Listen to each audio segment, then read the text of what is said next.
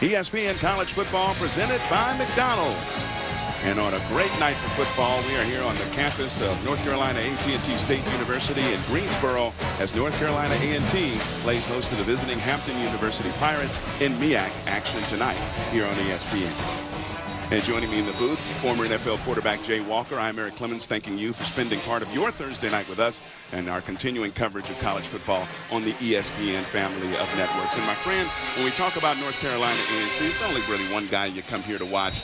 That's not to insult anybody else, but Tariq Cohen is indeed the straw that stirs the drink. Yeah, this is a complete ball club, but make no question about it. Rob Broadway has a special weapon in Tariq Cohen. Quite simply put, he's the most dynamic, electrifying player today in FCS football. Clearly the cream of the crop in the Mid-Eastern Athletic Conference. Tariq Cohen has the uncanny ability to make multiple defenders miss at the stop of a dime. An NFL talent. We'll see what he does here tonight on the national stage as they try to defend their HBCU national championship. Coach Broadway and A&T have a pretty good defense, pretty stingy as well. So if you're visiting Hampton, what do you got to do to win this game tonight or have a chance? Yeah, block out everything. Don't get caught up in the hoopla of who you're playing, the defending champions. You come into Greensboro thinking you can pull off the upset because they have the best dynamic combination of wide receivers in the conference. Twan Mixon, preseason All-American. Rashawn Proctor's having a standout senior season. These two guys are special. If North Carolina A&T doesn't watch out for these two young men, they could get upset here tonight. All right, so Hampton won the toss and is elected to defer. So North Carolina A&T will receive. And we are ready. I personally am ready to see Tariq Cohen and see what Hampton has to offer, as well as I'm sure much of the country is right here tonight on ESPN. You, along with the 5 or 6 NFL scouts we saw here earlier, wanting to see Tariq Cohen in person to size him up. A lot of productivity from a small pack. He's a special player. Chris Garden, number 8, back deep to receive. The kickoff is coming from Anthony Prevost. And we're underway. Low line drive kick to the near side. That one's going to go into the end zone. It'll be a touchback. So North Carolina A&T will take over 1st and 10.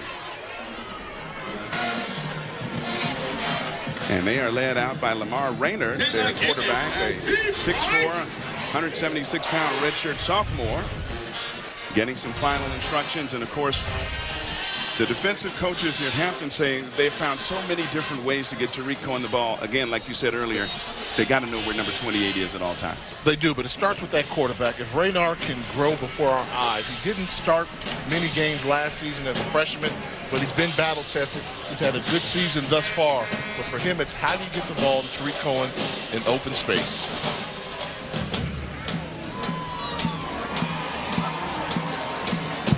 And there is Cohen, cuts it back, making some room, gets the corner. Cohen on the sideline and gets across the 45-yard line. And on the very first play, picks up great yardage with some good blocking off the left side, 19 yards on the game. Yeah, and they waste no time getting the ball to him on a simple running back read option in the backfield, able to find a small crease and explode for a big gain on his first possession. Cohen holds numerous school records. About to become the all-time touchdown leader, barring injury, this season. And here's Cohen again, cuts it back left again and squirts his way through a hole. Gets up close to midfield. Right now, in this opening possession, Hampton is learning a tough lesson that they cannot stop the run with just 6 guys in the box. They're going to have to sell out to stop the running game. Well, that one snuffed out quickly. They threw the quick pass, and Oral Varsian was there almost as soon as the ball got there. Lucky that one wasn't intercepted if you're A&T. Varsian's a guy that's going to be responsible for making open field tackles on Tariq Cohen. But you can tell he's their starting safety. They're moving him closer to the line of scrimmage in order to get run support. And this is where the A&T offense struggles a little bit. 3rd and long situation. A team that likes to run first, pass second. This is where they need Raynard to make a couple big throws to keep the drive alive. Raynard in the empty backfield on 3rd and 10. And he was looking for Cohen over the middle. Cohen was breaking open a little bit, but he didn't seem to pick that ball up out of the hands of his quarterback. Good job by Devin Van Dyke, number 4 in white. You'll see him lined up one-on-one against Cohen. Gets enough of a push on him to make him stumble. Not able to make the timing throw. It was Reynard, and the Aggies are going to have to punt. So a big victory for the Hampton defense, stopping A&T. And Steven Sawicki punting this one deep to Twarn Mixon. And Mixon will feel this one, fair catch it. Muff ball, and A&T has it. And that's going to be marked down at about the 2-yard line. And Jerome Beatty was the one who recovered that muff punt. Just a mistake by the All-American Mixon, drifting backwards as it was a great punt by North Carolina A&T. He would have been better off just letting the ball bounce over his head and possibly going into the end zone. He tries to field it on the 8-yard line, doesn't field it cleanly, and North Carolina A&T is going to get the ball back in great field position. So you can't advance a muff, and where he originally got possession of the ball is where they will mark it. And A&T has great field position. Amos Williams, now number 23, is in the backfield replacing Cohen on 1st and goal after the muff punt and turnover. Reynard throwing the corner pattern, and he got it. Far corner is Denzel Keys, and that is a touchdown. And this is a great job by Denzel Keys of using his big frame, 6'4", 215 pounds, on the underthrown ball, but watch him get physical and come back to the football. Underthrown a little bit, he wins the rest of the match, holds on for the score. Joseph Turner there on the coverage, didn't quite pick it up when the receiver did, and oftentimes they don't, do they? The defensive back seems at a disadvantage on that underthrown ball in the end zone. Cody Jones on for the extra point, and it is up and good. And off the turnover, the Aggies of North Carolina A&T take the lead at 7-0. And with 13 minutes and 10 seconds left in the first quarter. A&T Aggies 7. Surrounded on 3 sides by water, Hampton University is one of the most beautiful university settings you'll find anywhere. From our world-class research center to our dedication to the arts, we challenge our students to excel at the highest level. At Hampton, we're launching satellites that will better predict the weather. Researchers are involved in projects that will ease human suffering and save lives. Hampton University faculty, staff, and students are making a difference in the global community through service and science.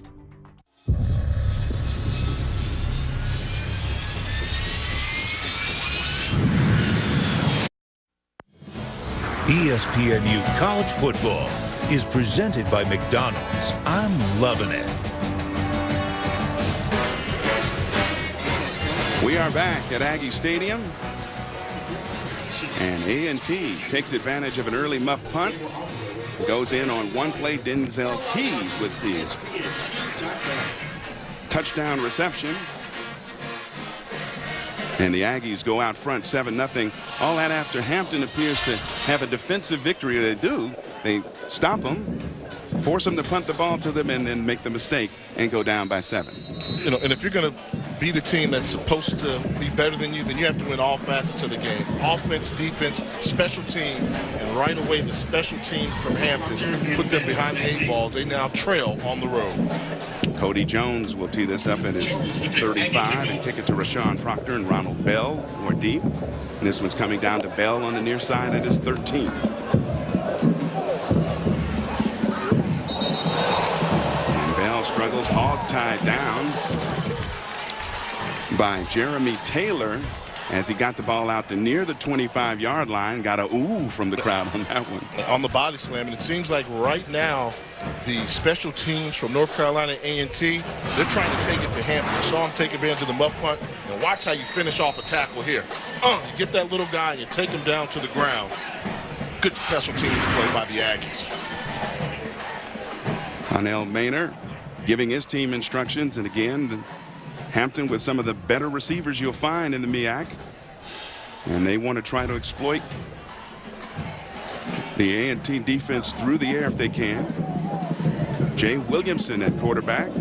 Swings it out of backfield. Might have been a lateral. We'll see. The ball is loose down there. He was looking for Twarn Mixon. And did they call it a lateral? And once again, Mixon has to settle down. He muffed the punt earlier, and this is just a simple jet swing that he's done several times. He's caught over and over again. And this is clearly a lateral pass, and he just misses it. Fortunate enough to get back on the football. But they're going to need Twarn Mixon to settle down and play his style of football and not get caught up in the environment. Actually gained 3 yards on that mishandled lateral, going deep down the far side, but well overthrown. As he was looking deep for Rashawn Proctor was Jay Williams. And that's what we're going to see from Williamson. Williamson, small guy, Jalen, but he goes by Jay, so that's what we call him. I respect for that. Small stature. They list him at 5'10". He's really about 5'8". So look for A&T to try and get their hands in the air to really crowd those passing lanes. He's got great field leadership and with a great group of guys to throw the football to, but he's going to have to play a lights-out game here tonight.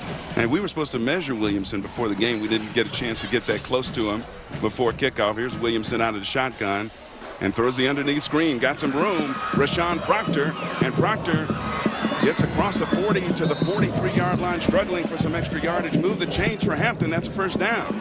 Nice design on the play there. Oh, this is a great job schematically by Hampton. You're going to see Proctor come in from the left side of your screen. They sell everything going to the right.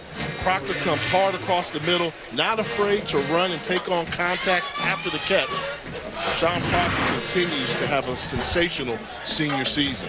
He came in here with 20 receptions for 269 yards so far this year and a touchdown to lead the team. He got 16 on that third down play. On first down and tripping up just after he got the handoff was Eric Carter. And we've seen a couple of trips so far. We had heavy rains last night, lots of them. Field seemed in good condition as we went down there before kickoff, but we've seen a couple of slips so far. Good, and we got to keep an eye on the field condition as the night goes on, particularly in between the hash marks. We talked about the storm, and it was heavy rain last night. There's got to be some moisture on that ground, and probably in the second half may become tough to run the football in between the tackles.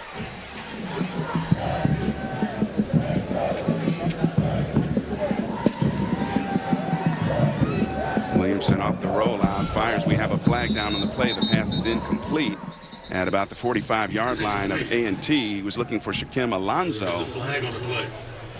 But let's see what the flag is. Perhaps this was possibly a cut block.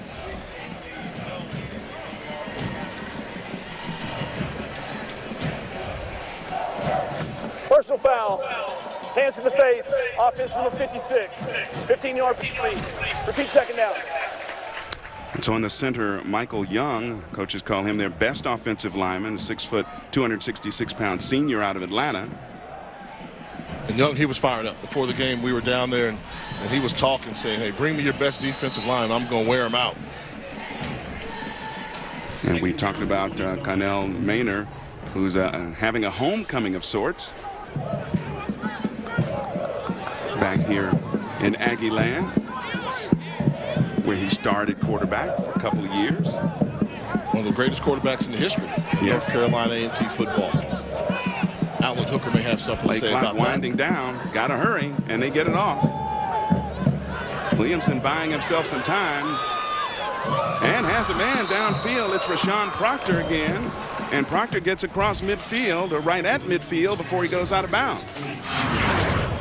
Great job by Williamson of looking downfield, and Proctor realizing where he was on the field. Quarterback in trouble, come back to the quarterback and make the catch. That's great football awareness by Rashawn Proctor. And even after a gain of 22 yards, they're still at third down and 3.5 or so to get the first down because of the penalty. So third and short. This is where it becomes tough, because this is one of the toughest run defenses in college football. Is Hampton going to try and run the football? And they do, and they get big yards up the middle, and that's Yaki Johnson, their explosive home run threat out of the backfield. He's a 5'7", 160-pound junior And Aggie explodes through the hole that time, picks up easy first down yardage and then some, out to just outside the 40-yard line. Ball placed on the 40, in fact. And Johnson is their Tariq Cohen. Now, they said maybe not as bulky as Tariq Cohen, not quite as explosive, but it tells you the effect that Tariq Cohen is having around the conference, where it seems like several teams have a small, shifty-type runner that they're not afraid to run in between the tackles. So the Pirates overcome a 2nd and 25 to get that first down. Off the play fake, Williamson stepping up in the pocket, throws far side and overshoots his man Shaquem Alonso. Incomplete. And that was perfect pass rush by North Carolina A&T. Their defensive coordinator, Sam Washington, said, we have to stay in our lanes. We know that Williamson's not tall, so we want to have our defensive end force him to stay in the pocket, to look through people, make it difficult for him to see the passing lane. And you can see on that last play, they were clearly frustrated because the wide receivers were open, but Williamson just couldn't see him. It's a good look at defensive coordinator Sam Washington there. Has to like the pass rush put on by his defensive line.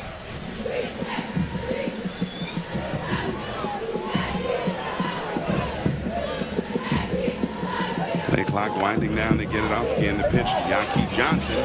Johnson near side has some room inside the 30 and down to the 25-yard line before he's brought down, as Julian McKnight made the tackle way downfield from his defensive tackle spot.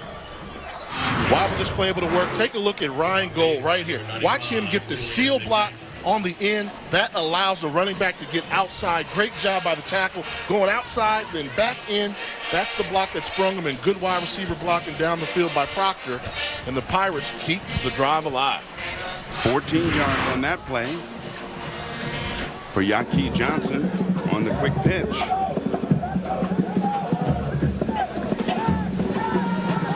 And the little screen was deflected. It was batted at the line of scrimmage from MEAC Hampton Prialu, who got his hands on that one, and that looked like it might have been a great play had that pass been completed. He had some blockers in front. Yeah, Conrad Maynard is one of the most creative play callers you're going to find in the conference. Former head coach with an offensive standpoint, but that's one there where just Williamson's height makes it tough for him to throw a middle screen over a defensive lineman. 6'4" quarterbacks, they're taught to dump it over their heads. When you're coming below 6 feet, kind of tough to make that pass.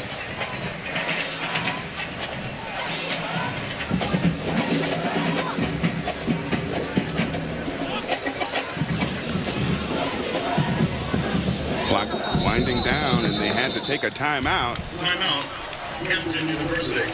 And Coach Maynard talked about his quarterback and said, hey, he's a field general. He makes sure everybody's in place. He makes sure everything is happening.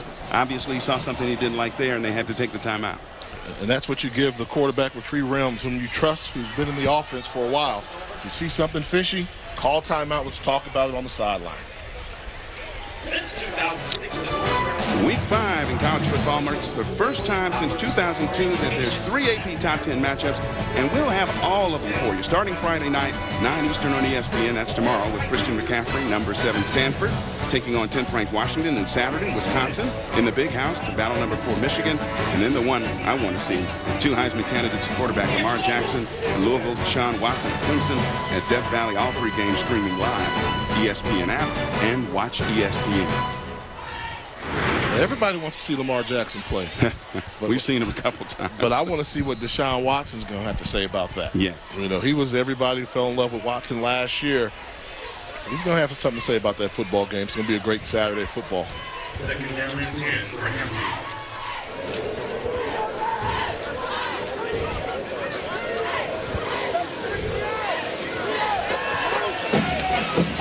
Williamson finds some room in the pocket. Now he's going to keep it. And he gets it inside the 20 to about the 19-yard line before Angelo Keys brought him down. That's the pass rush that they wanted. They wanted to crowd the passing lanes and make it difficult for Williamson to see. But that's a great job of escaping and feeling the pressure by Jay Williamson as he was able to pick up positive yardage on the play. And Keys had to run him down from behind. Third down and 4 for Hampton. Talked about the size of Williamson. Coach Maynard says, hey, he's quicker than he looks. And he has that football speed when he's got the ball in his hands. Showed flashes of it on that run.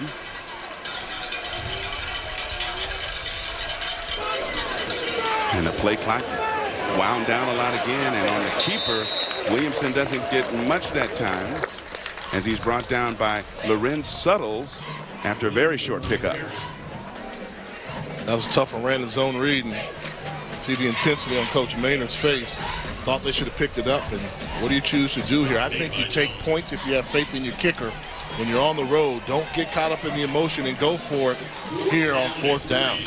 And it looks like they're going to not take your advice and go for it. Looks like 4th and 2, and the play clock already inside of 10 seconds.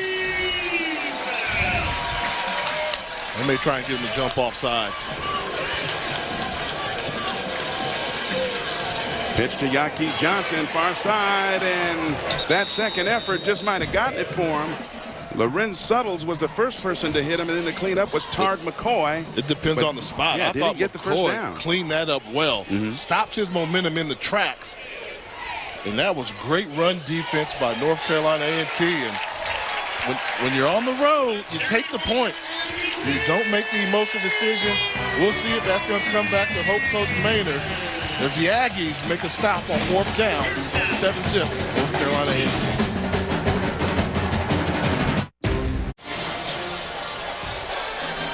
You see Coach Maynard giving an earful to his wide receiver, Shaquem Alonzo, number 2, big frame. And here's what he's so upset about. They had the perfect play call. This is Alonzo up top. All you have to do is maintain your block, and look what would happen on this run here. He's not on the block. He doesn't maintain it, allows the cornerback to come finish off the tackle.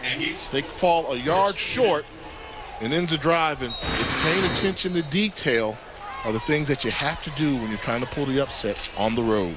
12 plays and 59 yards on that march, which ends in a turnover on downs. And here's Cohen blasting up the middle, and Cohen gets it out to close to the 30-yard line before Ubasuyi brings him down, the backup nose tackle, after a gain of about 10.5 or so. 12, call it officially. And that's a good job by showing Tariq Cohen can run effectively in between the tackles. Disappeared for a moment, then came out full speed for the first down run.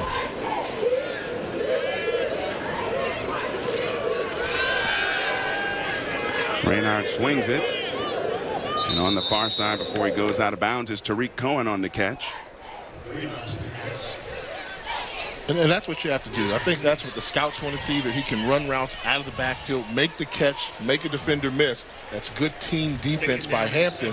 But the more attention that the defense pays to Tariq Cohen opens up the passing game for guys like Denzel Keys and Chris Garden at the wide receiver position.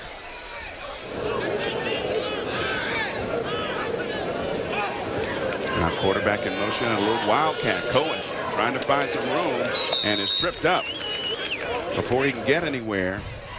First there to meet him was Trayshawn Council. And Cohen might have picked up a yard. But don't you get the feel when you watch Tariq Cohen, like at any given point, he can just break it for a long one?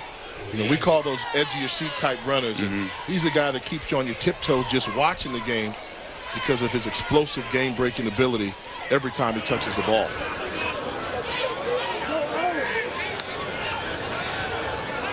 On 3rd down.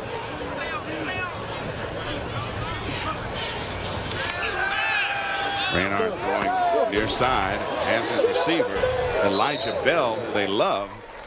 And Bell is out beyond the sticks. That'll be first down yardage to move the chains for the Aggies. Yeah, an interesting story how they found Elijah Bell. In high school, was overlooked coming out of the state of West Virginia, was a basketball player, an A&T alum. Said, "You got to come see this guy, Coach Broadway." And he went and saw that it was a man amongst boys on the basketball court, and it's translated well here. They think he's going to be one of the all-time greats. Amos Williams and Tariq Cohen were in the backfield. We have some movement, though, in the interior. Ball start. Offense. Number 72. 5-yard penalty. Still first down. Dario Mack. And there's Rod Broadway. 6th year here. He has simply won everywhere he's been. Black College championships at each stop along the way. And that's pretty impressive.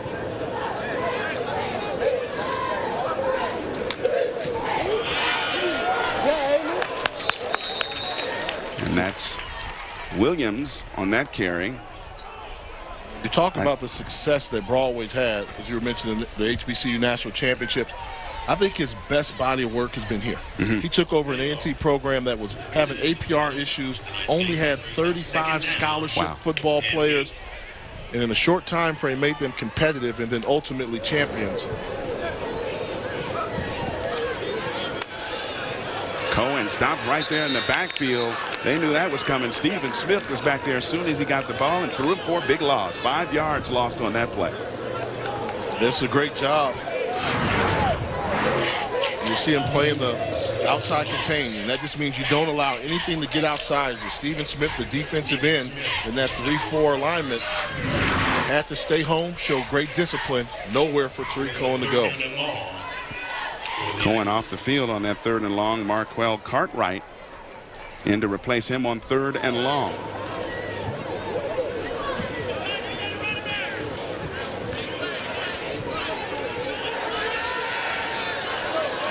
And Raynard trying to buy some time, lost the football. It is recovered by Hampton, it looks like. Maybe not. Maybe they're calling it incomplete. Stephen Smith is the one who punched it out of there from behind. Let's see how they rule it. It is Hampton University football off the fumble, so Hampton gets a key turnover and will be in great field position at around the 30-yard line. The ball security, you know, A&T just looks a little bit uncomfortable when they get these 3rd and long passing situations. You see Joseph Turner make the recovery on the fumble. Recovered by the defense. But you have to protect that football 3rd and long and allow your special teams to help get the ball back by punting it away. And a defensive-minded head coach like Broadway, that drives him fits. I thought it was pretty clear. The ball was punched out. It was out. No recovery. Tried to have a scoop and score. Didn't work. And a great job by Joseph Turner. Watch him enter the pile. Last man in the pile.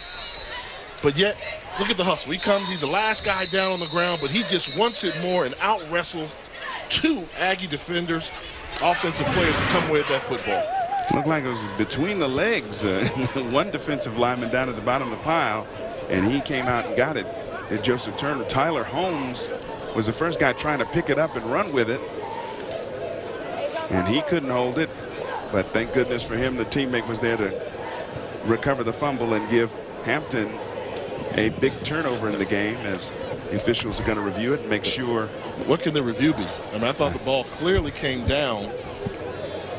The quarterback lost it. The quarterback was down. But we saw he was in the middle of running. Yeah, that ball's out clearly. I mean, he was running, ball got knocked out. That should be a quick review. And one of the things they do here that they don't do at most FCS games is the Mid-East Athletic Conference and the SWAC. They actually utilize instant replay for all their televised games. So because it's here, it's a televised game, they will have instant replay. Most FCS games around the country don't have that. I think it's a great decision by both conferences to utilize the technology since Eric Clemens is in the building. Oh, it's me? No, it's definitely you. One more look at it. He was running with it, definitely out before any body part that would rule him down hit the ground. And Tyler Holmes can't hold it, but thank goodness for teammate Joseph Turner, who comes out there. And that's a hustle play. How does North Carolina A&T not come away with that football to retain possession? You had 2 strong offensive linemen down on the ground. Joseph Turner plays cornerback for Hampton. He just wanted it more and came away with it. The ruling on the field is confirmed. First down. So the fumble and the turnover stands. Hampton recovers it, and they'll have it 1st and 10 at the 31-yard line. Great field position for Carnell Maynor and his group, his offense. And it's not exactly like they've been stymied so far. They've moved the ball fairly well, but just made some key mistakes. Yeah, they realize we're going to have a tough time running the football. Nothing new versus North Carolina A&T. But I think you have to be careful. We know he's aggressive by nature. So often after a turnover, teams like to go up top for the big shot. I wouldn't do that. I try an intermediate pass right now, get my quarterback going. No need to go over the top just because you had a turnover. High formation on the play fake. Just throwing it away on the far side is Jay Williamson right there, as he had Julian McKnight and Prialou in his face. Yeah, and that's one with that aggressive nature for the play call. Try and trick the defense, go for something that's not there, when I really think you need to work on 10 yards at a time right now, so you can establish that you can move the ball on the Aggies.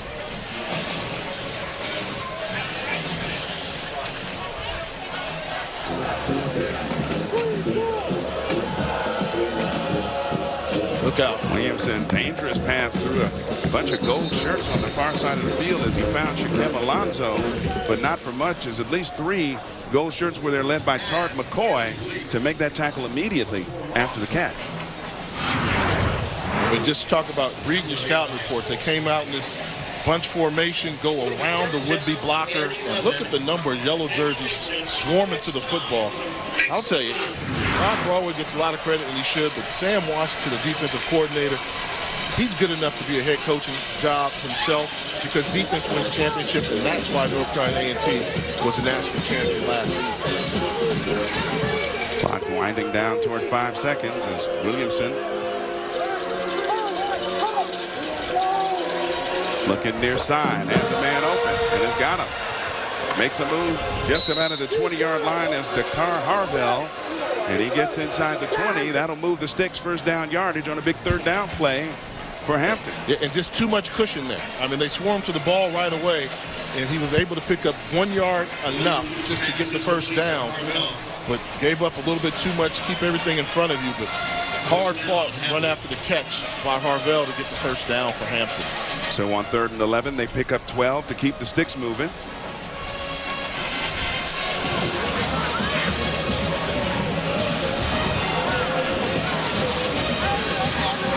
Like the matchup with Nixon in the slot, one-on-one with the defensive back in the middle of the field.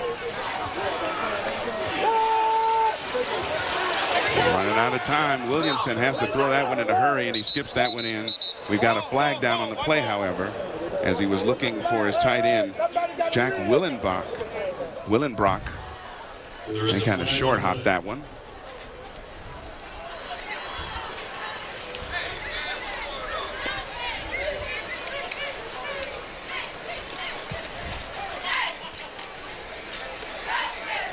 Prior to the pass, holding by the defense in the 48. 10-yard penalty, automatic first down.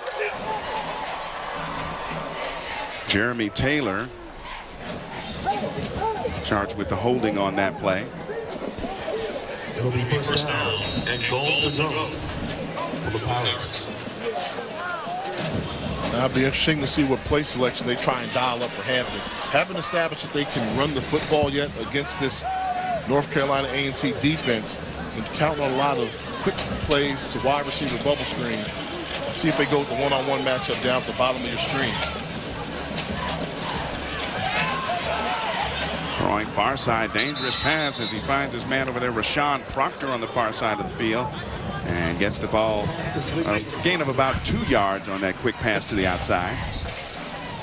Yeah, and that's, as you mentioned, a dangerous pass.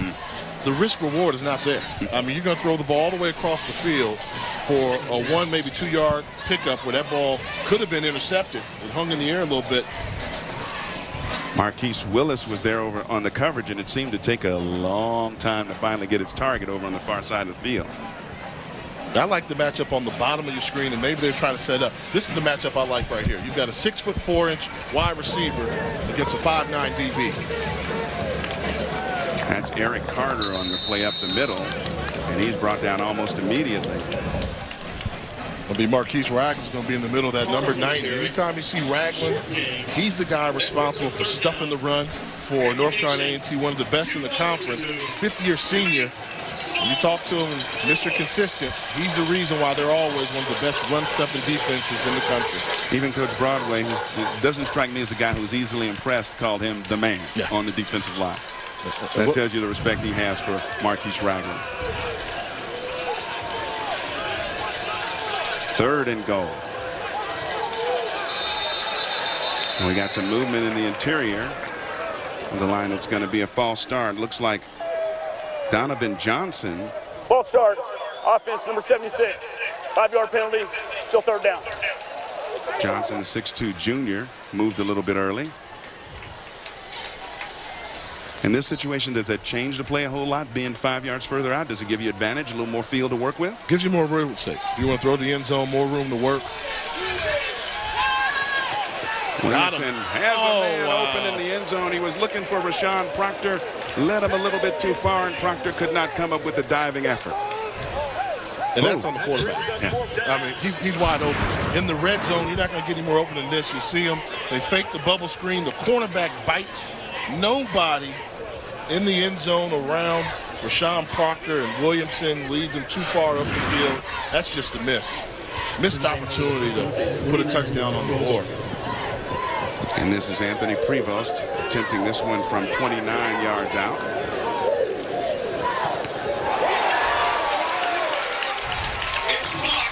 And it is blocked.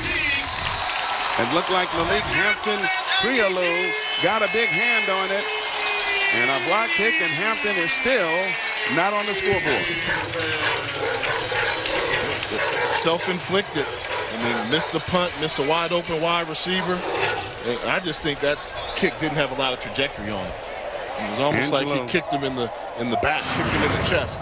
Angelo Keys, number 50, is also in there. I mean, that ball right there, that's not high at all. That was an easy, and that looked like that was Marquise Ragland in the middle. I think Ragland did get it in the middle, and that, wow, that's a low trajectory. About at his head. Yeah.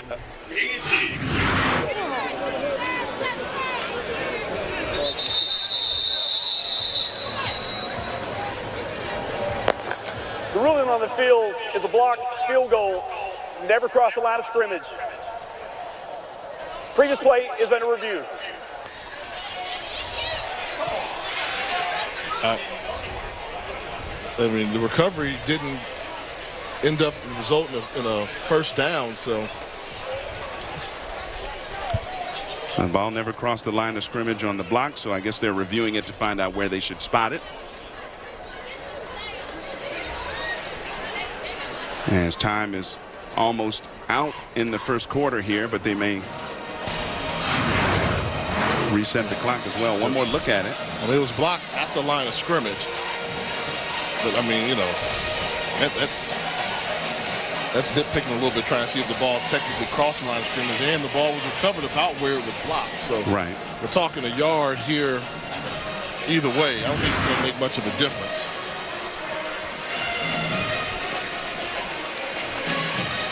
Robert Frazier is our referee. And a replay official tonight, Dwight Pettiford. Field of a blocked field goal. Possessed by the defense. Recovered. It's confirmed. First down.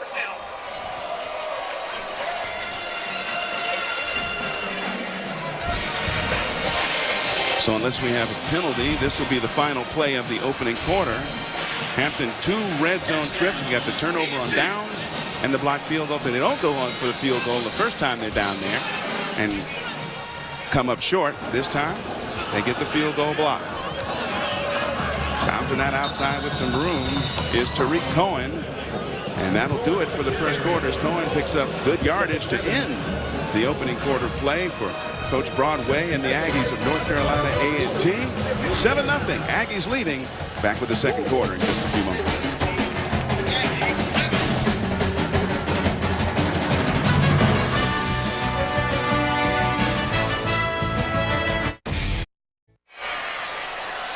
We're back in Greensboro, North Carolina. North Carolina A&T leading Hampton 7-0, and Hampton can end the first quarter and say, hey, we gave them some opportunities and we missed some of our own. They're fortunate to only be down by a touchdown in this game here. First time getting the field goal, get the football, they muffed the punt right there. A&T makes the play with a touchdown. Then they elect to go for it on 4th and 3, not able to capitalize, and a wide receiver wide open in the end zone. Missed throw and compounded it towards the end of the first quarter. Field goal block. And that's why the Pirates are yet to get on the scoreboard. Tariq Cohen bouncing it outside. And Cohen trying to get the corner, still pulls away. Tariq Cohen, wow. You think they appreciate their little running back dynamo here in Greensboro? Man. The fans give him a round of applause for a fantastic run. How many defenders did he make miss on this run here? Count the contact. One contact. Once he misses, you got other white jerseys, freezes them, outruns them to the corner, stays on his feet. Tremendous balance on display by Tariq Cohen.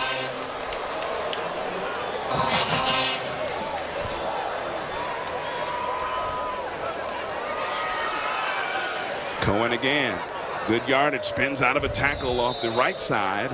And good yardage again, picking up about 6 on the play before Sturdivant and Joseph Turner helped bring him down. See, they're averaging over 6 yards per carry. He's starting to feel it right now. They're trying to force feed him the football now. And this time he had nowhere to go. He tried to cut back and find a hole, but he was met. Jason Davidson first to get a hold of him and held on for dear life. You have to with that guy. You have to. And it seemed like the offensive line just took a break on Cohen. That play there. Give credit to the big guys up front. They've really come a long way for this program. The offensive line used to be a weakness for the Aggies. Now it's one of their strengths. Cohen comes off the field for a brief blow. He's going to be replaced by Amos Williams in the backfield. Now we have a timeout on the field called by the Aggies. So Coach Rod Broadway trying to add this 7-0 lead. We'll be back with more in the second quarter. Louisville, Clemson. This college football season, stream every game live on the ESPN app and on Watch ESPN. Download the app or visit watchespn.com today.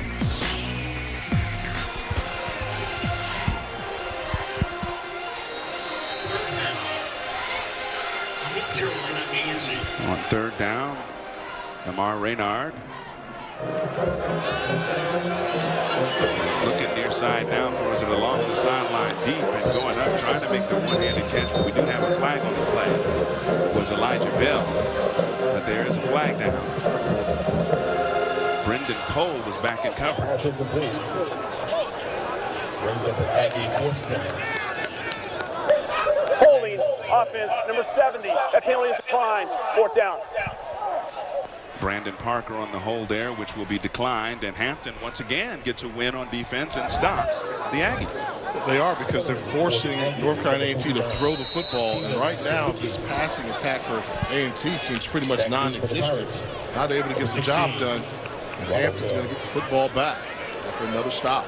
Steven Sawicki will be punting it deep to Ronald Bell, standing just inside his 20. Bell waving for the fair catch, where he'll keep it right there. Hampton takes over at its 17-yard line when we come back.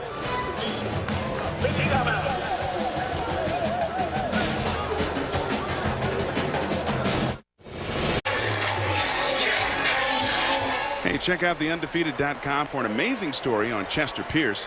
Pierce played for the Harvard football team in the mid-1940s before he went on to a distinguished psychiatric career, a true trailblazer on and off the field. It's theundefeated.com.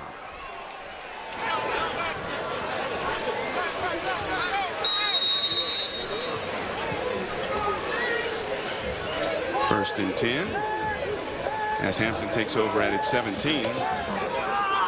Throwing near side as he hits Shaquem Alonzo as Jalen Williamson, Tar McCoy on the tackle. And that's what you're going to have to do. If you want to attack this defense, they're going to stop you from running the football. So they're saying we will sacrifice some passing yards in order to stop the run. Well, you have to take advantage of that and get to their secondary. North Carolina A&T had to replace 3 starters from a season ago in that secondary. I'd get to there in a hurry, try and make their safeties make some plays in space, but I would commit to throwing the football. 2nd and 6. This is Yaqui Johnson straight up the middle, and Johnson with a flag down at the point of attack gets out to close to the 25-yard line, but there's a flag down right where we usually get the area of holding. Holding offense, number 76. 10-yard penalty. Repeat second down. Donovan Johnson with the hold that time. Very tough. I mean, this A&T defensive line, they line up in one position, and they're so quick, they're always moving. They induce a number of holding calls throughout a contest because they're just that good against the run. 16. So that makes it 2nd and 16. Negating the game. Yaqui Johnson is with Jalen Williamson in the shotgun. And Williamson near side again, and he has the big target once again, Shaquem Alonso. Was he in bounds? Out of bounds at the 24. You think he might not have been in bounds? That was close. That ball hung in the air a little bit. We know Williamson doesn't have a strong arm, and that's a timing throw all the way. And once he got to the sideline, let's take a look. He really drifted. Good job of getting that second foot in bounds to make sure he was in. A lot closer than it should have been.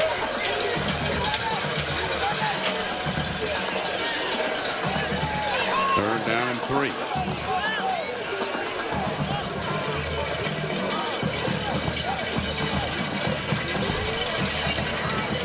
And that one almost intercepted. Getting in there was Malik Hampton, Prelude, and Yaki Johnson, your intended receiver, and they are lucky that's not a pick six the other way. Great call. They baited them into throwing the hot pass. Zone blitz all the way. They're going to bring the 2 inside linebackers, but watch Prelude on the top of the screen. He's responsible for that running back, anything outside. Nice zone blitz, and almost came away with an interception that would have been a touchdown. And one of the most dynamic punt returners in all of FCS, Chris Garden, is back. He has 10 career punt returns of 40 or more yards. He's going to be fielding the punt after a flag we have on the play of Christian Faber-Kinney. Ball starts. Offense, number 28. 5-yard penalty. Still 4th down. So back Hampton up a little more. Coach Maynard, hopefully, will get his team to settle down a little bit, stop making some of these mistakes that we've seen through a quarter and change so far in this contest tonight. And some more flags. Another false start penalty coming against Hampton.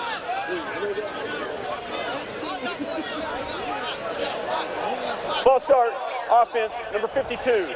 5-yard penalty. Still 4th down.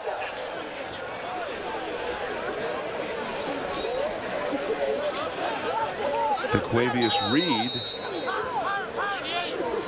that time moving.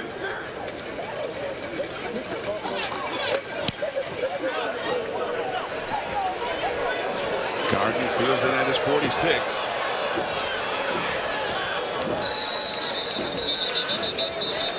We have a flag down on the play. And looks like this one might be going against the Aggies. There's a flag on the play. Probably a block in the back. See both teams playing sloppy football. It hasn't been a clean game. We've seen highlights, but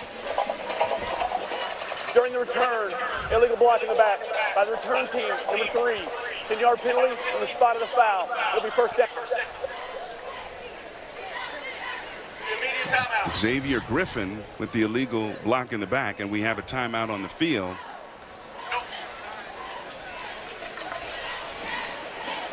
And we talk about the raw ability, the talents, the extraordinary talents of Tariq Cohen. Was there ever a time in your life you could do that? no, didn't even want to think about doing that. But, you know, interesting to see. It's something that became a phenomenon across the country. This was here at North Carolina A&T. The one you saw earlier, he went up to Bristol, did it in front of the sports center group. And, I mean, just look at that strength and that body control. And you wonder why he's such a great runner and has such tremendous balance. Just a very gifted young man physically.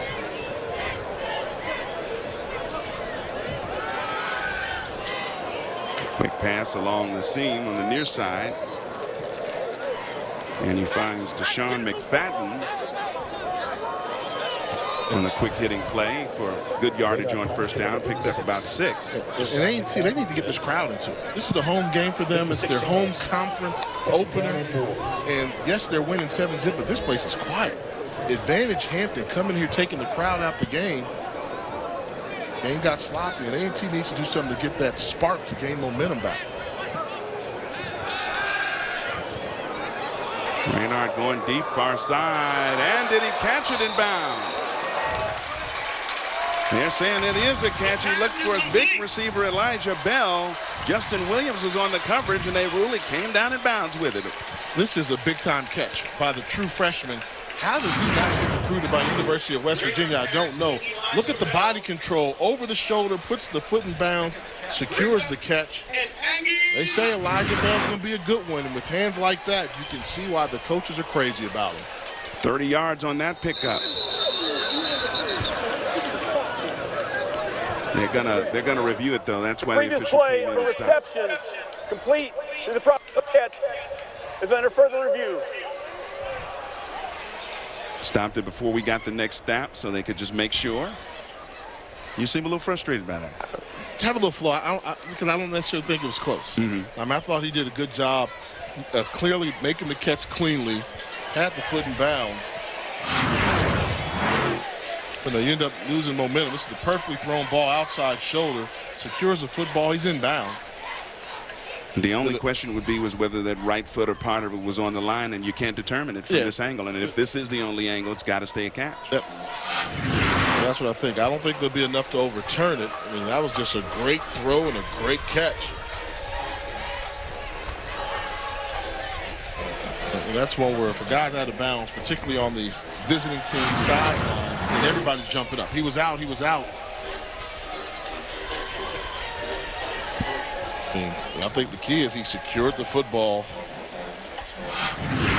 held on to the football, and that's a catch.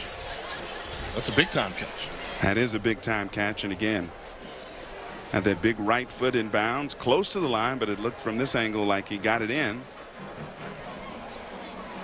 Bell, that's where the basketball skills help there, kind of shields the defensive back off of him, makes the catch, and keeps the foot in bounds.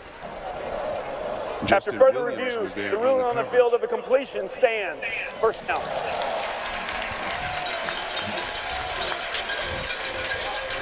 You know, I'm a big fan as long as you get it right.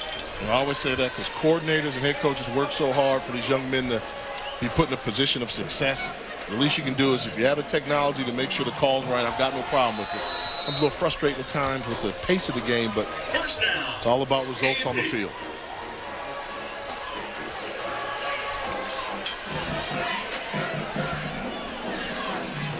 Tariq Cohen back there with Raynard in the backfield. And Cohen gets it.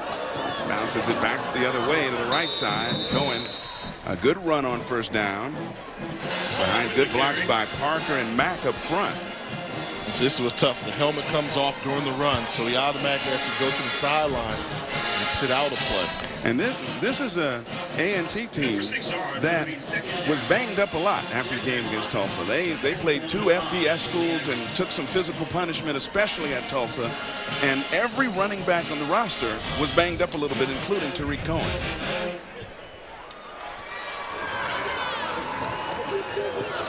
A fumbled snap and be ruled down. Will Lamar Raynard at the spot where the fumble occurred, which is back at about the 28-yard line. And that's what you can't have happen for A&T because we've seen them in third and long passing situations where you know they have to throw the football. They just don't look comfortable. This one seems like the snap just is off center left.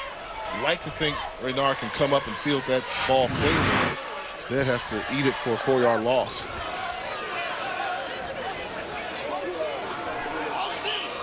Now Raynard looking to his bench to get the proper signals as the play clock winding down. Well, he barely got that one off. Throws a strike down the seam and the ball is loose. And we've got flags down as well. This is going to be interesting.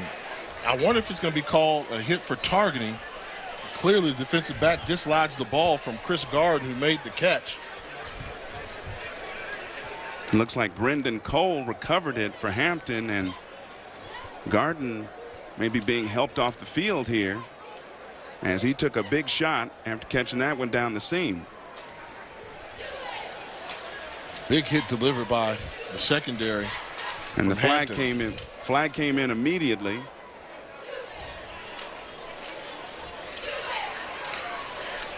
And the officials hold a meeting to talk that Personal foul, unnecessary roughness with targeting defense. The result of the play is a reception and a fumble recovery by the defense. The penalty is under review. So they're going to review the hit by Darian Carr.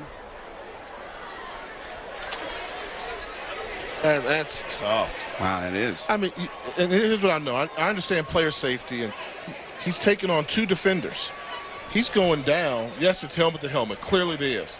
And, that's the rule. But what do you do in that situation when you've got a wide receiver that's being tackled by 2 guys? It's not like one went high, one went low.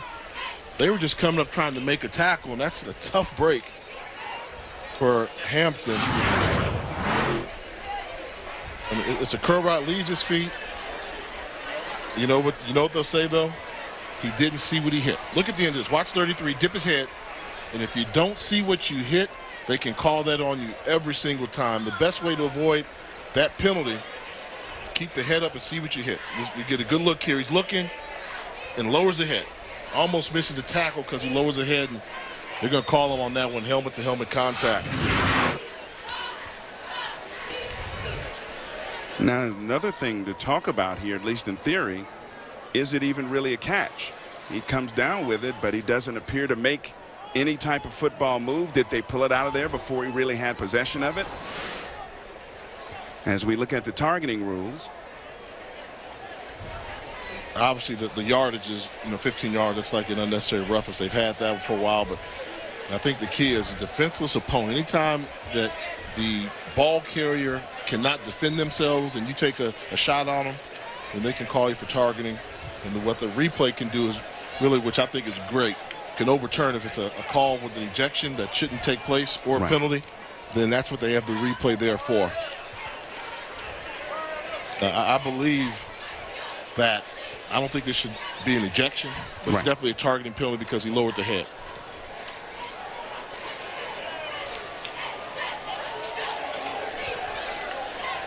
And as we spoke about earlier, was it really a catch?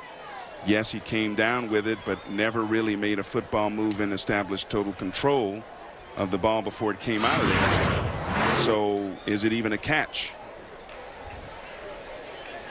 Yeah. I think he has the ball. He's holding on to it. And as he's going to the ground, it's ripped out. Not as if the hit knocked the ball out.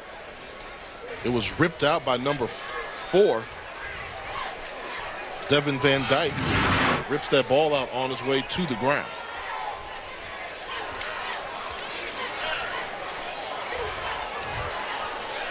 And of course, while they sort this all out, Garden being looked at on the sideline. And Darian Carr is again.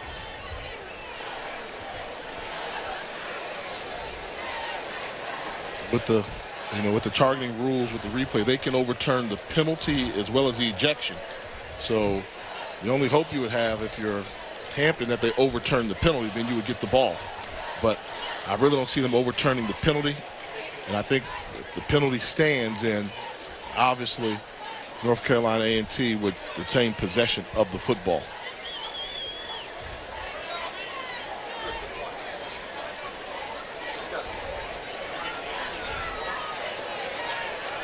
You're almost with these rules, and some of them anyway, in my opinion, this is just me talking, almost asking a defender to hold up just a half a beat, to wait to see what's happening with the guy with the ball. And it's totally opposite of how you're coached.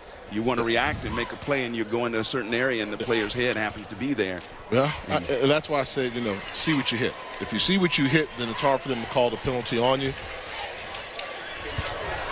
After further review, there was a reception and then a fumble with targeting. We will enforce the targeting foul, the spot of the fumble. It will be 1st and 10 from the 7.5-yard line. Number 33 is disqualified from the contest. And the ejection. That part I thought was close, but if you don't see it, their head's down and they feel like you're using the helmet as a weapon, that's the ejection. And I don't think that's one you can argue there. We saw the good footage of it. Tough break, and all you football players out there learn from that one. If you dip that head, they're going to call the penalty and your night could be over. And the night ends for the 6'1", 187-pound redshirt sophomore out of Washington, D.C., Darian Carter, ejected for targeting. And Curtis Coleman will come in to replace him. Coach Mayer, he wants an explanation, but I think when he sees the video replay of what they saw with the helmet going down, and I hope you take a look at it again and just look at the eyes. I mean, he's coming in there at a good pace, and then right there, he's no longer going for the ball. He's lowering his head. And the Aggies maintain possession. Cohen fumbled on the exchange with his quarterback, Lamar Raynard, and he'll lose some yardage, but gets the ball back on the fumble recovery. Trayshawn Counsell was there in case Tariq Cohen did not come up with it. And exchanges in the backfield, put it on the quarterback. You know, when you're doing read option, it's the job of the quarterback to put the ball in the belly. You either pull it out or you let it go. When you see those types of fumbles in the backfield, 95% of the time it's on the quarterback. That's a loss of 8 on the play, moving the ball back to the 15-yard line, so it's 2nd and goal. Looks like they're trying to set up the screen, and that one was broken up in the backfield as they were looking for Cohen, and Devin Van Dyke was all over him, would not let him out of his sight on that play. Yeah, they just don't have the timing in the passing game. I mean, that should have been a penalty. They had linemen downfield on that play, and the quarterback threw the ball beyond the line of scrimmage. You know, as a quarterback, when you're playing the position well, if the screen pass isn't there, you throw it in the ground behind the line of scrimmage. That way your lineman won't be penalized. North Carolina A&T got fortunate that penalty wasn't thrown. And good news for A&T. Chris Garden, who had to be held from the field after that targeting hit, is back in the contest.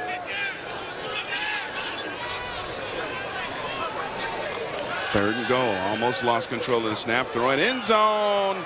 And well covered in the end zone is this big target, Elijah Bell.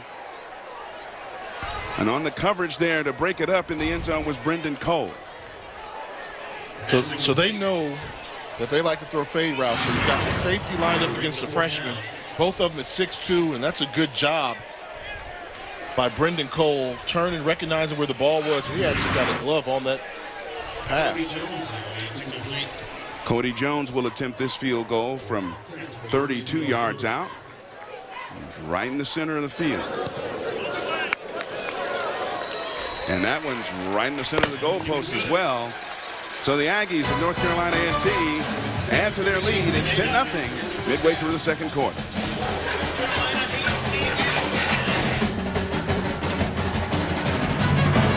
I had my mission and Maxwell House by my side. Each Maxwell House blend is selected from 5 different types of beans.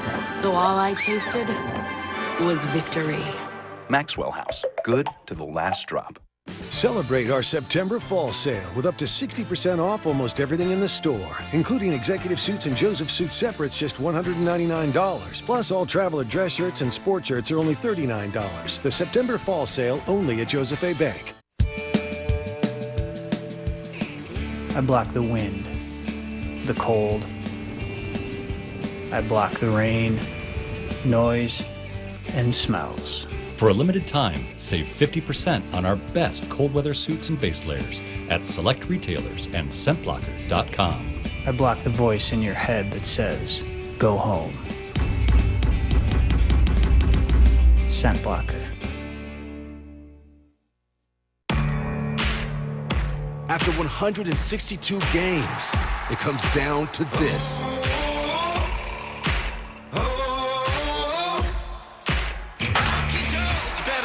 Your eyes, here I come, it's gonna be a wild ride.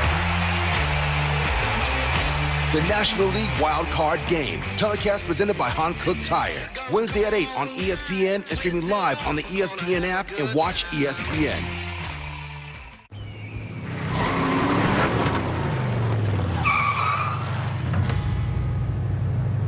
What? You thought you'd be the only Tigers out here? Let me tell you something. There are many roads to the playoff, one for each team. They're all headed to the same place, but only 4 get in. So buckle up. The journey starts now.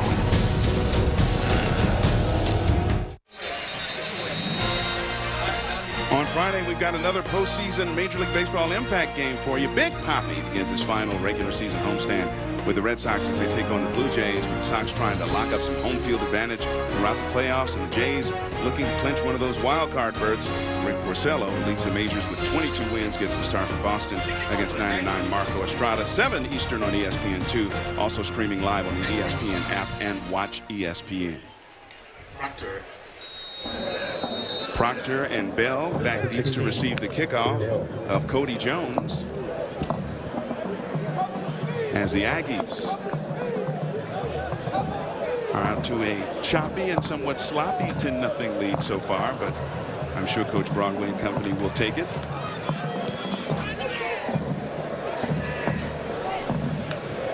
Proctor. And he is met hard as he gets across the 15-yard line. Marquell Cartwright there on special teams, making a big hit, number 22. And that's the difference in the ball game. The North Carolina A&T special teams are winning this football game. That's why the Aggies have a 10-0 lead. The offense hasn't gotten on track for Coach Broadway. Hampton special teams have been outplayed in the kicking department. And that's why the Aggies are a solid football team. Defense is playing well, special teams playing well. They just need the offense to catch up to both the other two phases of the game. They are stingy on defense, especially against the run game. They want to shut that down and turn Hampton into a one-dimensional team. And this is Dwayne Garrett. Garrett is brought down by Lorenz Suttles after a very short pickup of about 2 on first down. And I like the confidence in North Carolina A&T. When I asked Sam Washington, the defensive coordinator, do you think Hampton will be able to run the football on you? And his answer was so quick. He said no. I said, can you stop him with your front 4 defensive linemen? Yes. And so far, the front 4 for North Carolina A&T, they're stuffing the running game for the Pirates. And a nice pass over the middle, and it looks like Proctor in a foot race. Will he get it? And a saving tackle in the defensive backfield by Marquise Willis. Is it a touchdown or no? Whoa, they call touchback. They call a touchback. Wow. Oh, this will be more review. Foot race. And definitely have to see the replay. The foot race he stretched. Is a safety. I thought the knee was short. It's ruled a safety now. It'll depend on where that ball went out of bounds in the end zone. Marquez Willis. Well, let's see. He's going down. He's down. Yeah, on the review, they'll bring this one back. The rule on the field is a touchback. The knee was down before Previous play is in ball review. out. Yeah, they'll review that one, and they'll see the knee is down, and then the ball was short, and then trickled into the end zone, out of the end zone.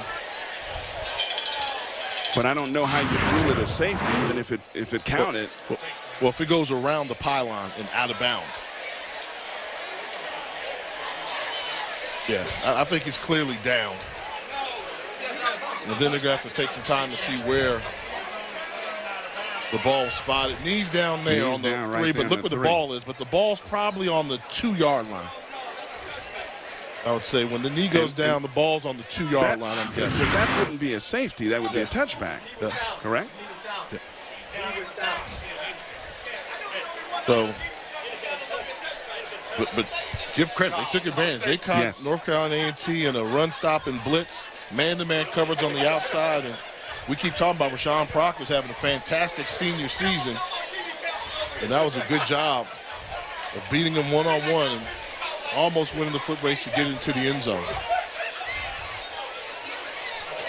Proctor trying to win that foot race, didn't quite do it.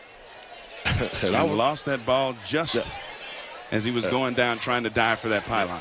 Great effort. And I will tell you, the officiating crew here, the replay crew, they got a tough job here tonight. Now, they've been busy. They've had several. And now they're going to be even busier taking a look at this one. His Proctor's teammates teasing him a little bit. Hey, son, you got to hold it before you get it in there. One more look. I mean, this is just a slant route. It's a clean release. The runner's knee was down prior to the fumble. It becomes a foot race. Therefore, it will be to the end Hampton's zone. ball. Great hustle by Marquise Williams, number 32, to stop him from getting in the end zone. And we just got the call, like as we said before. They'll reverse the call. He was short of the end zone and placed the ball on the 2-yard line. 83 yards officially on that catch and run by Rashawn Proctor. And that's where the yards are. I said that. If you're going to get yards on North Carolina A&T, throw the football. Get to their secondary. Make their unproven secondary make some plays.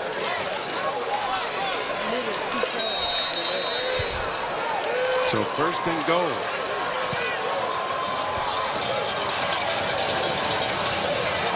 And Garrett met and driven backwards by a host of gold shirts. Jeremy Taylor was the first one to hit him.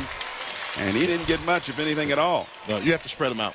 You can't go heavy personnel with a team that struggles to run the football. I think Hampton right now has to have Williamson maybe in an empty backfield, spread out those yellow jerseys on the goal line, and try some type of trick play, because you cannot run at this defense and expect that you're going to score. The Pirates have been in the red zone twice and failed on both attempts. Second and goal from the 2. Watch play action. That's a movement in the interior. Hampton saying, hey, the Aggies move. The Aggies saying, hey, Hampton moved first. We'll see what the officials say.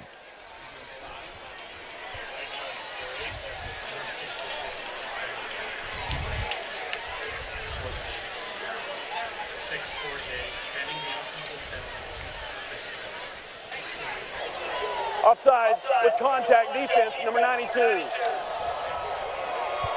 Half the distance to the goal, still second down.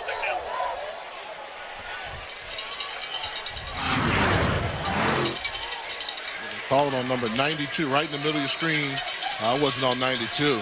I believe that was 95, yeah. Julian McKnight. So half the distance to the goal line, and the ball moves just inside the 1. Second and goal.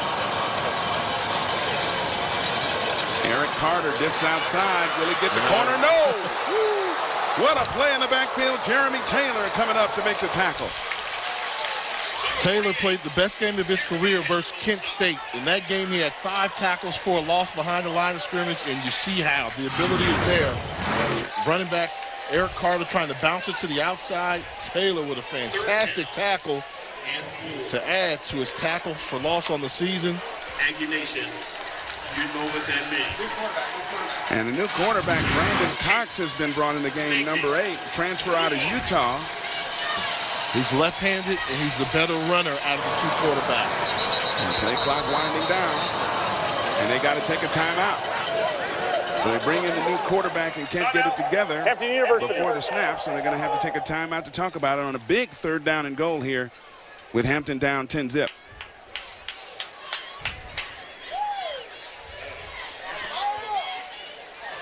Now, with Cox coming into the game, you mentioned the transfer from Utah. When I talked to North Carolina A&T, their defensive staff said, we think he's going to run the ball 100% of the time. So when he comes in, we are not biting on any type of passes.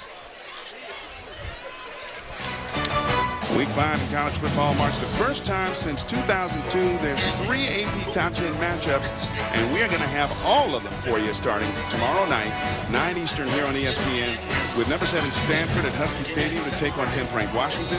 Then Saturday, number 8 Wisconsin in the Big House to battle number 4 Michigan at 3:30, and then at 8 Lamar Jackson leads number 3 Louisville against Deshaun Watson, number 5 Clemson at Death Valley.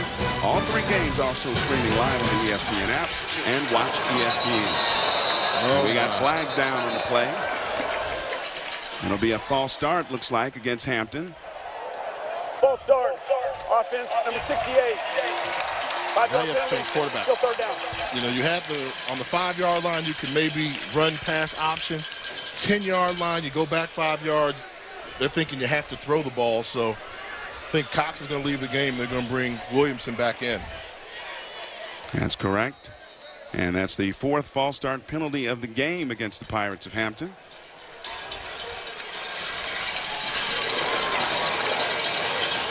Now 3rd and goal from the 9.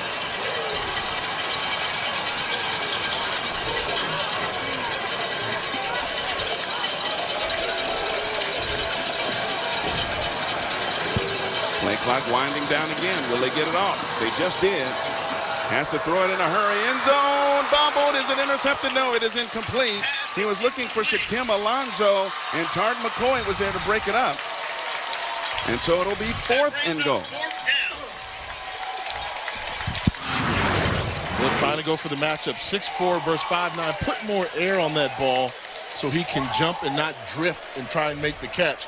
Never able to really set his feet. But at the same time, you're Shaquem Alonso. You have to come down with that football. The quarterback needs you. You got the advantage. It hits you in your hands. Make the catch. Come down with it. And this is Adam Brown in to replace Prevost as the kicker. We'll try this from 26 yards on the left hash.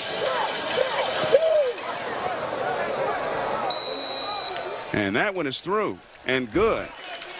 So Hampton breaks through, gets on the scoreboard, cuts the deficit to 7 here with 4:43 to go in the second quarter.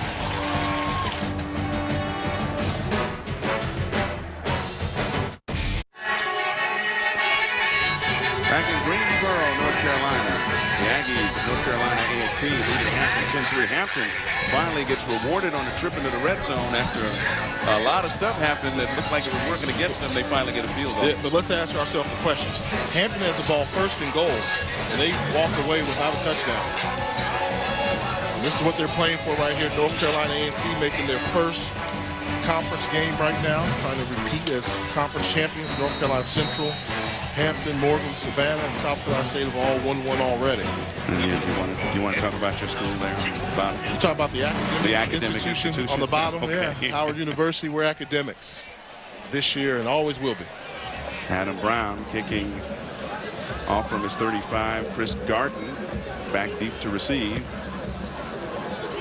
And Garden will field this one as he comes up to his 10.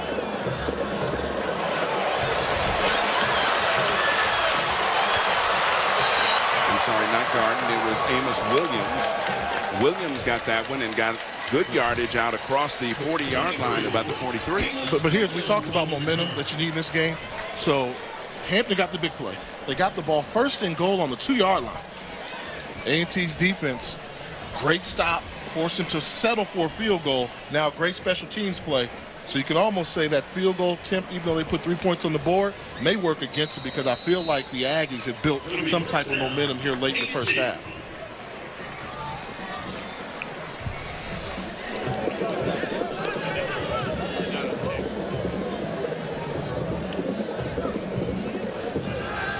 Raynard, quick pass, and there's Garden on the near side, making some nifty moves, gets it inside the 45, down to the 42-yard line. Raynard pass on the nice catch and run. And it's good to see Garden back in the game after taking the hit. We were really worried about his health, but now he made a couple of plays. He's a phenomenal punt returner, so in open space, he can make you miss it. Look at that cut right there.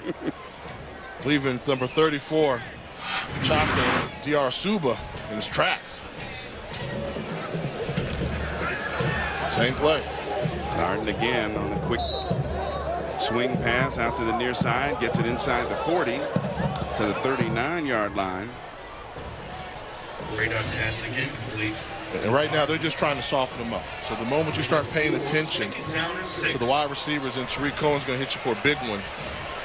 And Denzel Keys limping off the field with looks like some kind of lower leg injury. We're going to have a look at him on the Aggie sideline. Cohen cutting back, spinning off tackles, and getting positive yardage. Sometimes you wonder how he does it. Stephen Smith brought him down, but he looks like he's trapped in the backfield and still winds up picking up 2-3 yards. There was absolutely nothing. But watch the moves he makes. And, you know, we're going to try and slow this down. He gets the ball here, nothing there. Watch the cut on the dime. In the hit, sees contact, balance, spun away from that tackle in a small space. It was something that's not going to be flashy in the stat sheet, but a fantastic run by Cohen. Here's Cohen again, this time met, and they hold on for dear life. Several silver helmets meet him at the point of attack. Desmond Sturdivant was one of the first guys there, and Devin Van Dyke also cleaning up on the play. We talk a lot about Tariq Cohen, but give credit to the Pirate defense. I mean, they've done a good job of managing Tariq Cohen, keeping him bottled up. And I would say the defensive line is winning that battle versus North Carolina A&T's offensive line. Steven Sawicki coming on to punt. Ronald Bell, number 16, back deep to receive. And he calls a fair catch, but thank goodness he let it go. I don't think he would have survived the trip back to the bench if he caught that one at the 1. 10-3 right now, 2:25 to go in the first half. Hampton gets it back.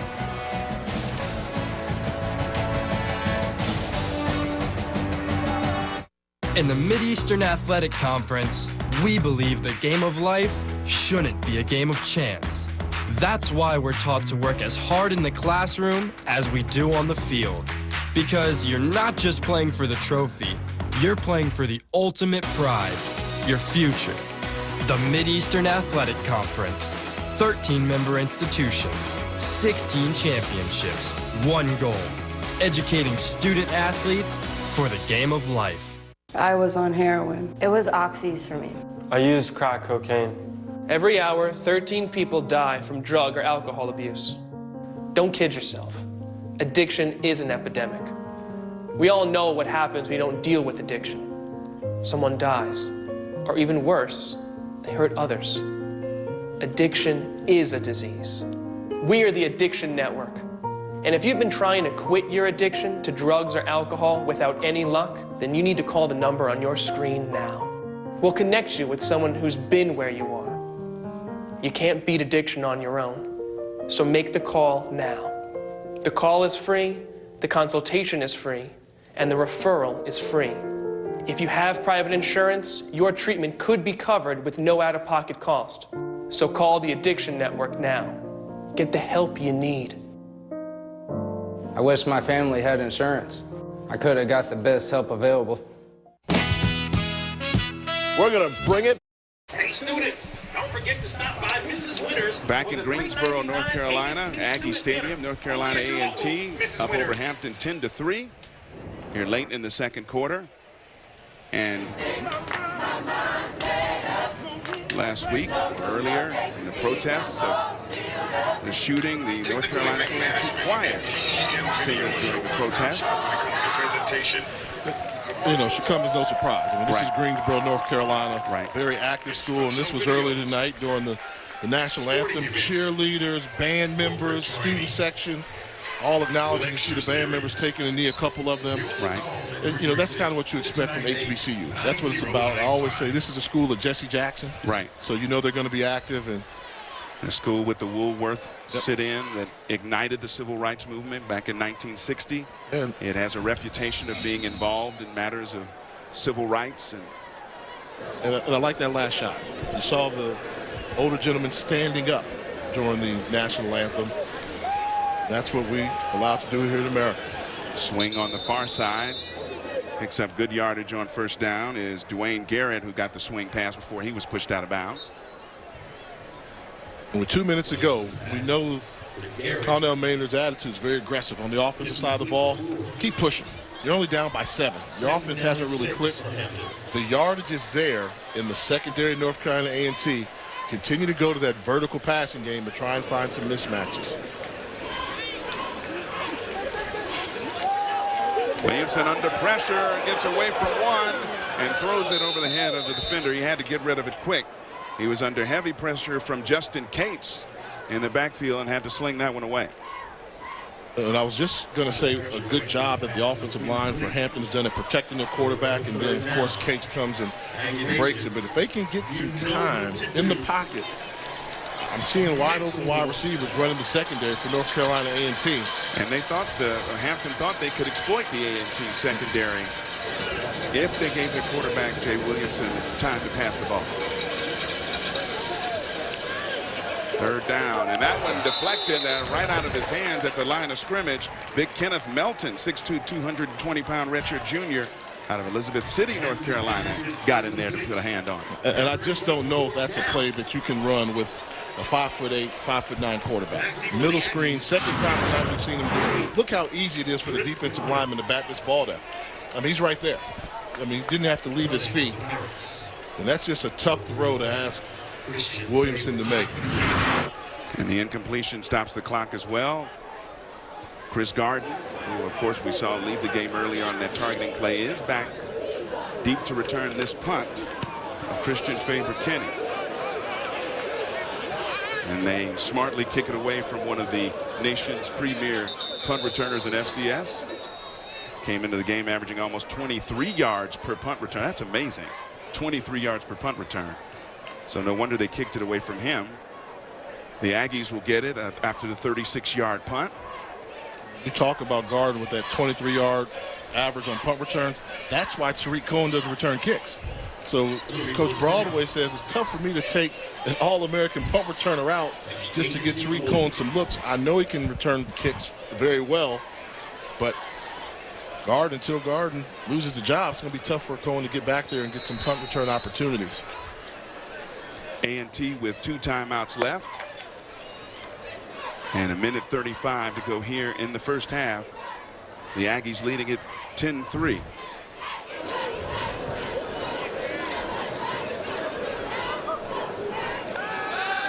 Reynard looking deep and nobody there.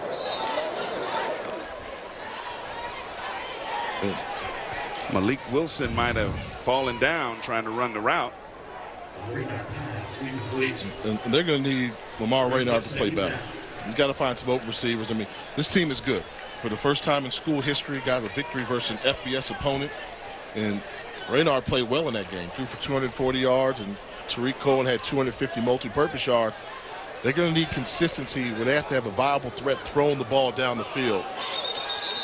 Right now, you feel like every time they drop back to pass, something bad's going to happen for North Carolina A&T throwing the ball. Offense number 84.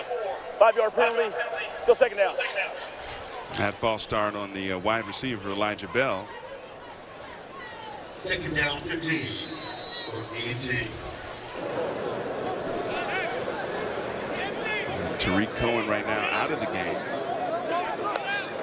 As Lamar Reynard playing right now out of the empty. I also don't see Denzel Keys on the field. The lead receiver. We saw Keys leave a little earlier, limped off the field. Wide open down the middle, big catch and run. Out to close to the 40-yard line, Chris Garden. And that's first down yards. Now this is when you hurry up. Get the hurry up offense going. When that ball is, when you hear the whistle blow, you want to call the play within 5 seconds of the whistle being blown. Right now, this is wasted time that they're going to need back as they're trying to get the play from the sideline. 10 seconds went by. 23 yards on that catch and run by Garden. Reynard near side. It's Malik Wilson. Wilson gets it inside the 30 before he's brought down. Move the chains once again. And now with just about a minute left with the end of the play. Reynard pass complete to Wilson. See if they save those valuable seconds. Clock's ticking now. Good job of getting the play call within 5 seconds of the ball being placed. Remember, the Aggies have 2 timeouts, and because now get a timeout. You got to get a timeout. Hit the ground, he's going to be Somebody down right needs there. to call timeout. You need to call timeout. And they do. From the sideline, but as a player, you have to realize a runner was tackled inbounds. Clock is going to continue to run. They wasted probably 10 seconds because nobody called the timeout after the quarterback took a knee. And that's the second time the center, Daryl Mack, has kind of snapped one from in the shotgun formation a little bit off target for his quarterback. And of course, in college, you cannot be on the ground or have a part of your body on the ground, especially your leg in the area, and not be called down at the spot. And here's the question. 52 seconds left for the half. Coming in, North Carolina A&T is the #1 team in HBCU football. Do they look like it tonight? No. Hampton that good? Program that's maybe moving up. But I'm just surprised at the sloppy play, which is uncharacteristic for a Rod Broadway coach team. I think Tariq Cohen has shown flashes. He's as good as advertised. But as a whole, I think A&T, it's going to be tough for them to repeat as national champs. And we talked to Coach Maynor a little bit earlier, and he said this is a measuring stick game, and we'll know whether we're about a year ahead of schedule in rebuilding the program based on how we play against the defending black college football national champions.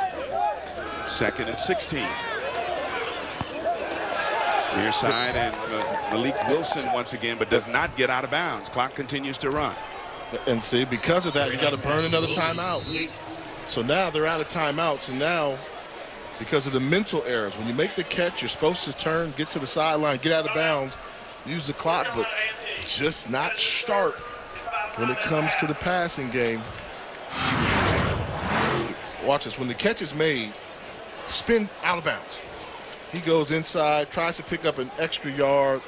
They call him for a tackle, inbound, in the field of play. The right call forces the Aggies to use their final timeout. Shaka Diarra-Suba holding on there, keeping him inbounds, but he did turn inbounds like he was trying to make a bigger play out of it, and you don't need to in that situation. Save the timeout. So now what do? You got no timeouts. You got to go in zone, a couple shots, or do you throw a pass to get closer and try to kick a field goal on 3rd and 9? Yeah, I mean, I think you try and call your best play. Make sure you get at least positive yards so you can pick up a field goal. And you got to leave yourself enough time to get the field goal team on. And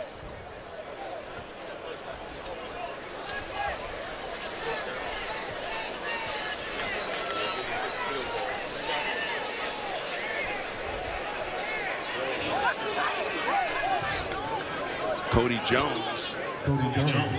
So down on the field it says it's 4th and 9. Right. And Cody Jones pulls that line drive kick wide to the left. And so the Aggies come away with nothing on that particular effort there. And one of the bigger plays, of course, Malik Wilson not getting out of bounds on that catch. I'll tell you what, I don't think either team is going to be happy going into the locker room. They're going to catch an earful from both coaches. You can see the frustration in Coach Maynard's face right now, pretty much been that way all game. And Broadway doesn't seem pleased with the Aggies' performance as well. At least formationally, it looks like Maynard is going to try to be aggressive here, but now this time he pitches it, and he gets it to Yaki Johnson, who gets the corner. And Johnson, as the clock will keep running, gets out across the 30 to about the 33-yard line before Angelo Keys brought him down.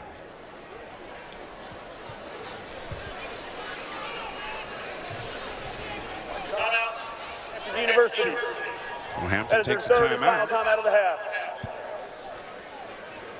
Their final timeout of the first half, so neither team has a timeout remaining.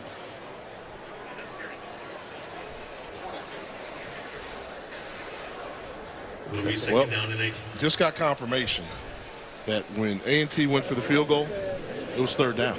Oh, wow. So, and what's been a bizarre first half for both teams, A&T ends up kicking a field goal because there was a yard marker on the field that said 4th down. When in reality, it was 3rd down. And the scoreboard here in the stadium, guess what the scoreboard said? So if we think it's 3rd or 4th down, look what it says. Scoreboard has it first down. It says 1st down. It's been a wacky first half, and never see the team go for a field goal on 3rd down.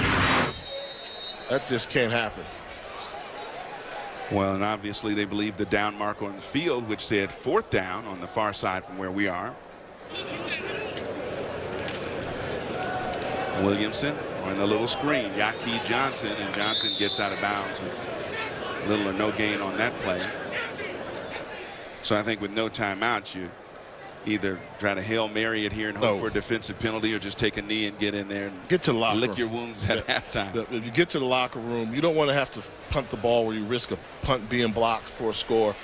At this time, I understand the aggressive nature offensively, but you take a knee. You take a knee. You're not going 70 yards in 18 seconds versus defense here when they're playing some type of prevent. A little delay, and they keep it on the ground. Yaki Johnson. Marquise Ragland makes the tackle, and that should be the final play of what has been a very choppy first half, to say the least. Finally, just a one-score game, though, so this game is definitely in the balance in the second half. The #1 team in HBCU football, they don't look sharp, but they are winning at halftime. And the Aggies 35-1 when leading at the half under Rod Broadway, but he's going to have a few choice words for his defending Black College national champions at halftime.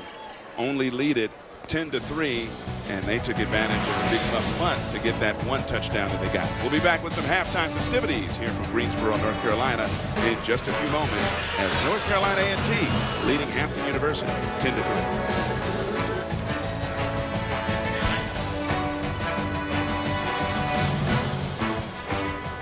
If you like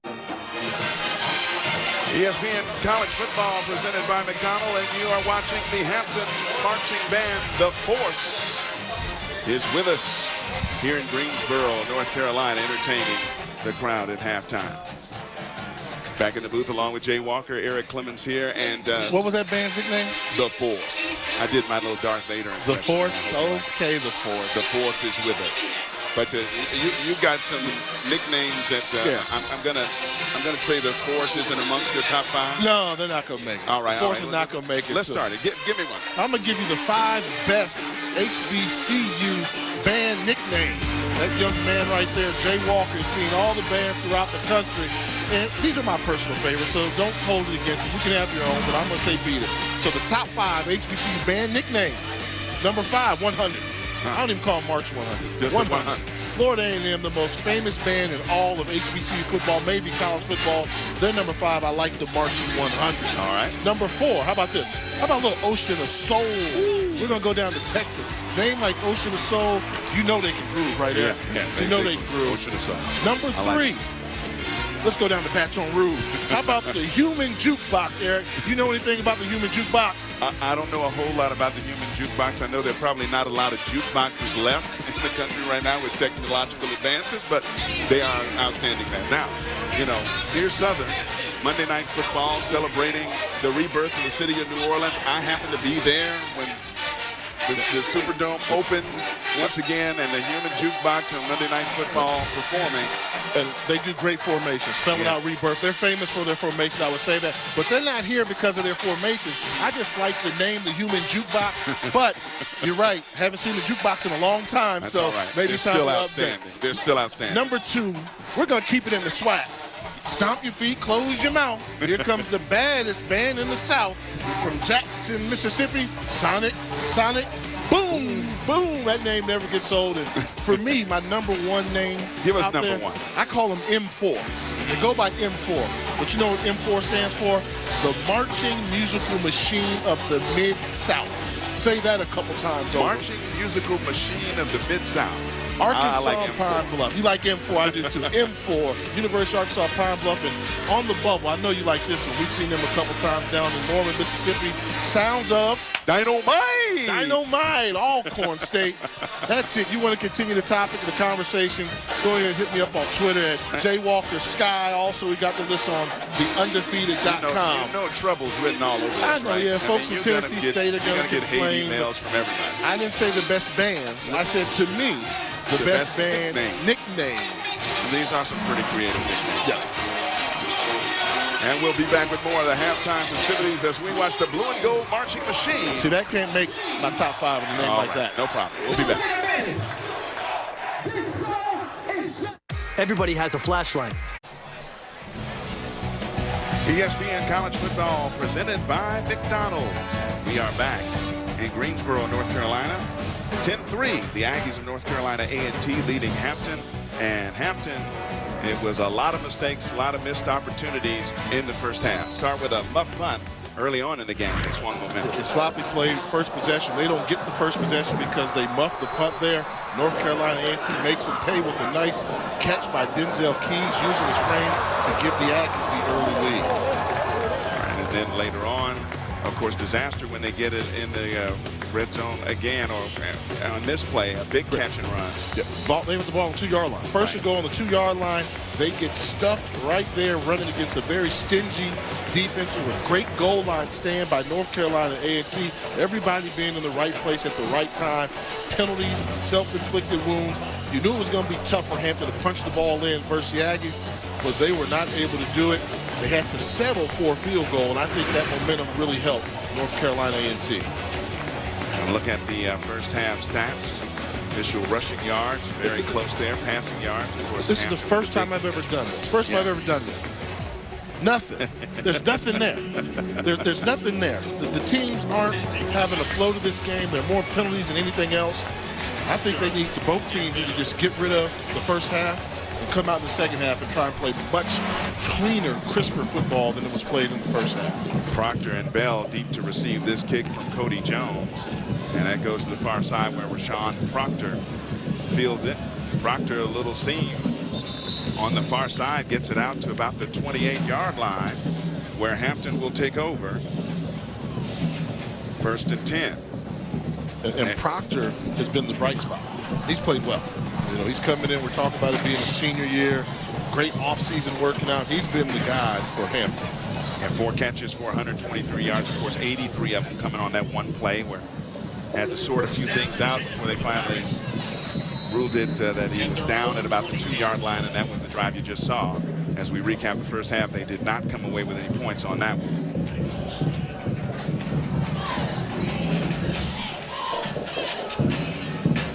Swing to the far side and brought down in a hurry was Twarren Mixon.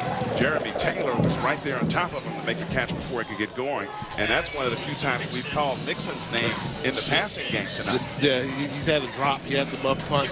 Been a disappointing senior season for the preseason All-American Mixon. But keep feeding him. He's going to play himself out of this rut that he's in right now.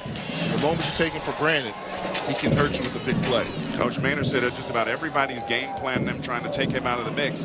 Completion on the far side, there's Mixon again. You talk about feeding him. They feed him that time as he gets close to first down yardage, depending on the spot. And I think that's what you have to do, because he's got so much talent that you have to just give him some calls in open space and say, hey, here's a 5-yard route, make the catch, go out there and make somebody miss so you can build your confidence and start performing at that All-American level that he did a season ago. Coach Broadway says, yes, we're going to know where number 5 is on every play. But Mixon catches the pass, a second in a row for first down yardage. This is Eric Carter, who's stacked up. And I don't think he got anything on that play, as he was met hard by Deion Jones, the first man to hit him, and then Lorenz Sutherland. Watch them hide the blitz. Coming way all the way back here, he's going to shoot the gap and get in there and make the tackle. This is a fantastic job of a run-stuffing blitz by Lorenz Sutherland. That's how you feel the tackle. No gain on that play. It'll be 2nd and 10.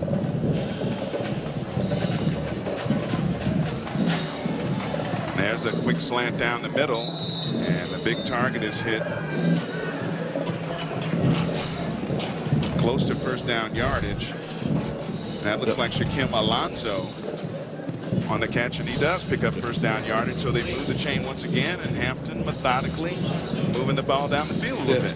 Best throw of the night from Jay Williams. Took a shot, delivered a perfectly thrown ball to Alonso for the first down. And starting to see why they call him a field general there. I mean, that was a big shot. You normally think he wouldn't be able to complete that slant pattern, but he found a window, put the ball on the money.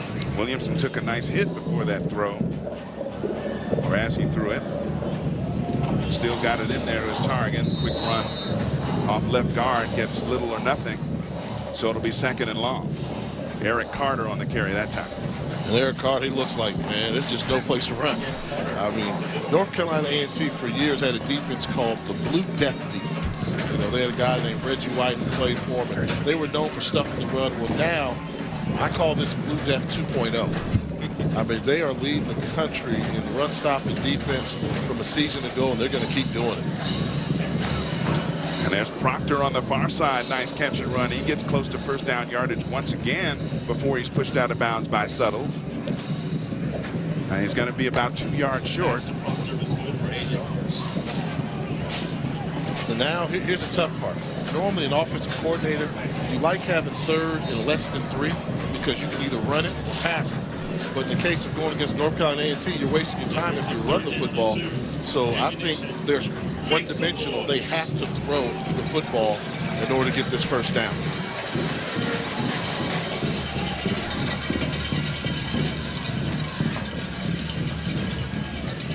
On the quarterback keeper, Williamson trying to get the corner and does.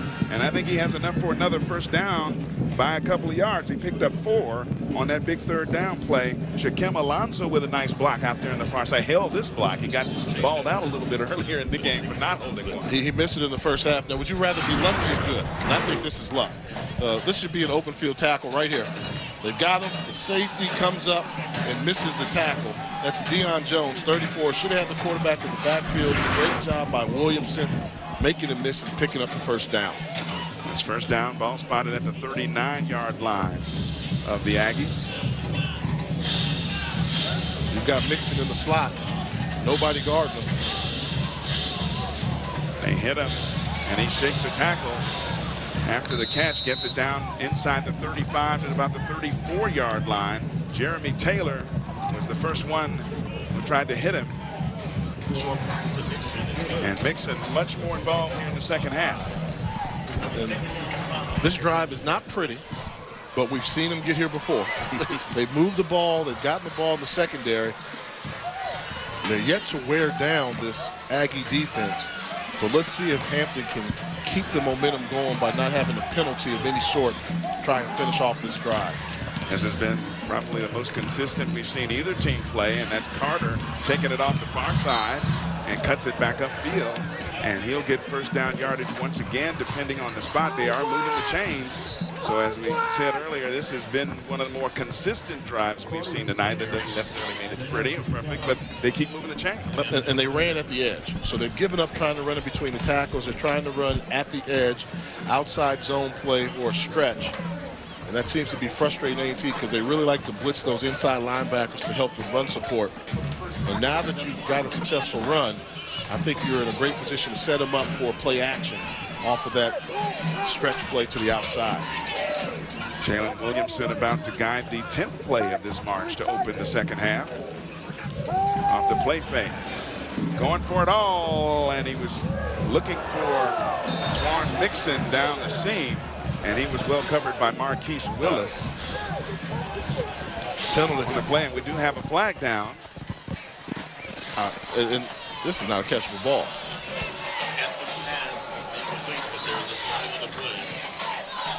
No, it wasn't called defensive holding.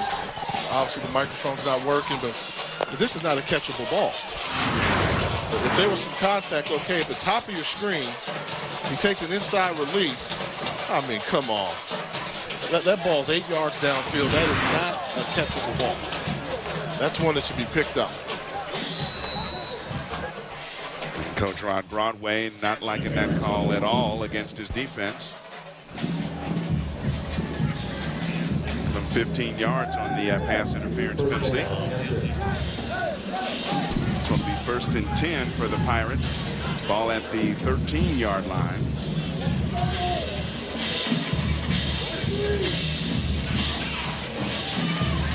Williamson trying to go over the middle, wheel routing. Boy, it looked like maybe a little late hit on Carter, who lay on the grass there for a little while. Deion Jones, one of the people who came in, and I believe we have a late flag on that hit. Keandrick Richardson. I don't see him. I do see a flag now, so there's a conference about it. Well, he went a little high on the shot after the incompletion, and I think that's what the officials are talking about, putting the potential personal foul penalty there.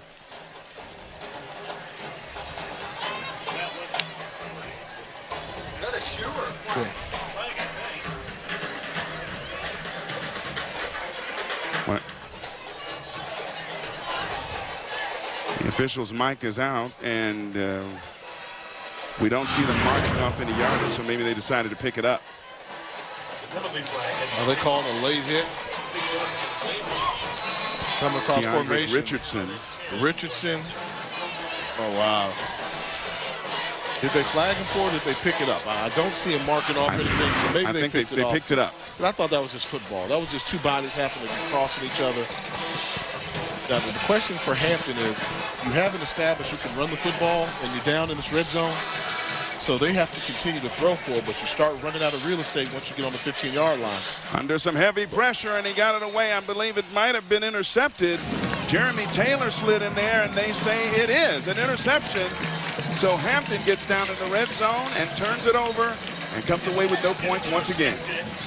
Miscommunication between the quarterback and the wide receiver. The wide receiver breaks off the route, and Jeremy Taylor from his Sam linebacker position does a good job of recognizing the ball in the air and makes the interception.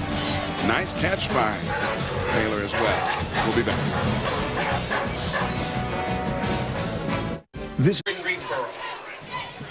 Since 2006, back in Greensboro, North Carolina, the Aggies still holding to a 10-3 lead, thanks in part to the play of Jeremy Taylor. He makes a fine athletic play on that interception. Here's to our 10th anniversary. Great job of readjusting to the ball. It seems like the wide receivers are not in the place they're supposed to be, and he just sees the ball early, makes a great break on the ball. And what I really like, when he leaves his feet, watch him scoop the ball, make sure it doesn't hit the ground, turn over on the ball. Great play by Jeremy Taylor. So 4 trips to the red zone for the Pirates. They have 1 field goal block, a turnover on downs, and that interception you just saw right there. First down, A&T. Aggies take over on their own 2-yard line with Tariq Cohen. The deep setback. And we get some early movement. Tight end Leroy Hill. The good thing is it's only half the distance from the 2. Yeah, not a bad idea to go with the hard count coming out of the huddle when you're backed up inside your own 5-yard line. As you mentioned, if they catch you jumping offside, it costs you 1 yard. But if you get the defense, it gives you 5. Risk reward was there. You can live with that penalty. This is Cohen. Cohen dancing outside, still on his feet, still fighting for yards. Tariq Cohen. Wow. 5'6", 180. Running up in there like a big fullback. He's tough.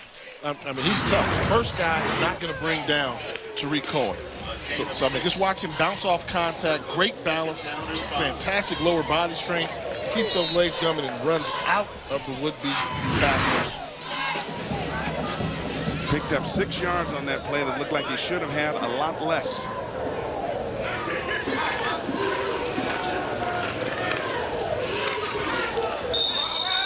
And on the inside handoff, Cohen met by Oral Garcian. Keep in mind, on the tackle he's doing this versus a 7-man front. So you talk about Garcian, he plays that pirate back, which is a safety. So they're bringing him down into the box within 5 yards of the line of scrimmage to really try and congest things for Tariq Cohen, but he's still able to pick up positive yards. To the Aggies, you want to try to move the sticks a couple times in the field position game at the very least. 3rd down and 3 here.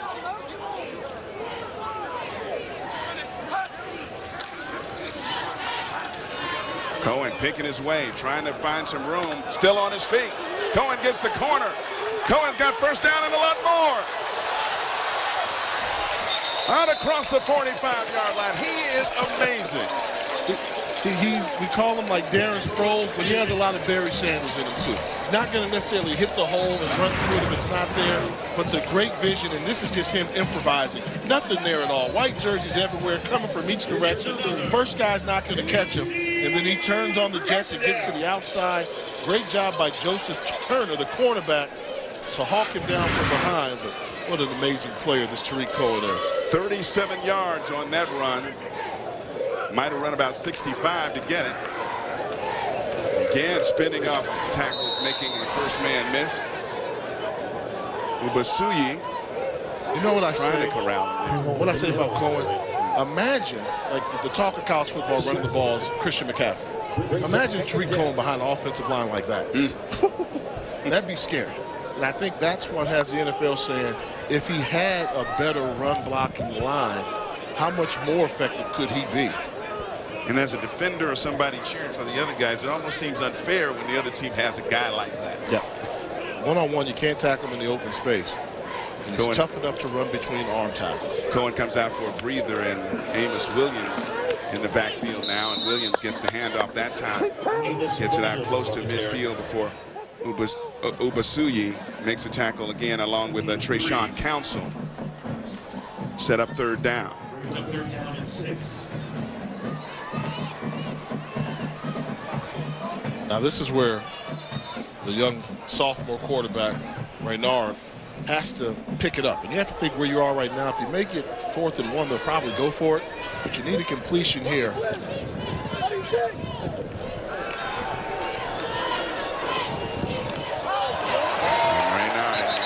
Like he was looking for Elijah Bell, and Bell says he was interfered with by Robert Scott. The flag is down on the play. Looks like you're going to get a pass interference call, and we do. That was a preliminary signal. And that may be a bailout call. You know, his official's not working. The microphone's not. That was pass interference. But the key is there was another wide receiver that was wide open in the middle of the field that he missed. Watch the middle of the field. This is where you want to attack. Watch. He's going to get the cut route. Look how open that guy is right there. Get him the football. That's open in college football. Instead, you throw it to tight man-to-man coverage. You get fortunate. You have to know what coverage you're throwing against to be successful. That was Michael Weaver who was wide open that time. Going for it all, looking for Bell. Off his hands and incomplete. Oh, Bell had his man beaten. That would have been a touchdown, but he couldn't hold on.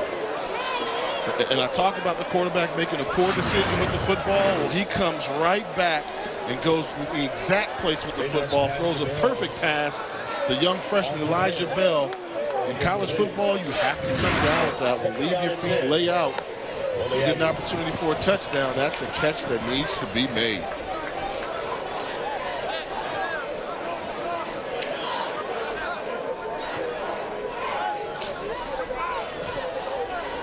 So Bell will call that a missed opportunity. Tariq Cohen back in the game in the backfield, and he gets the handoff.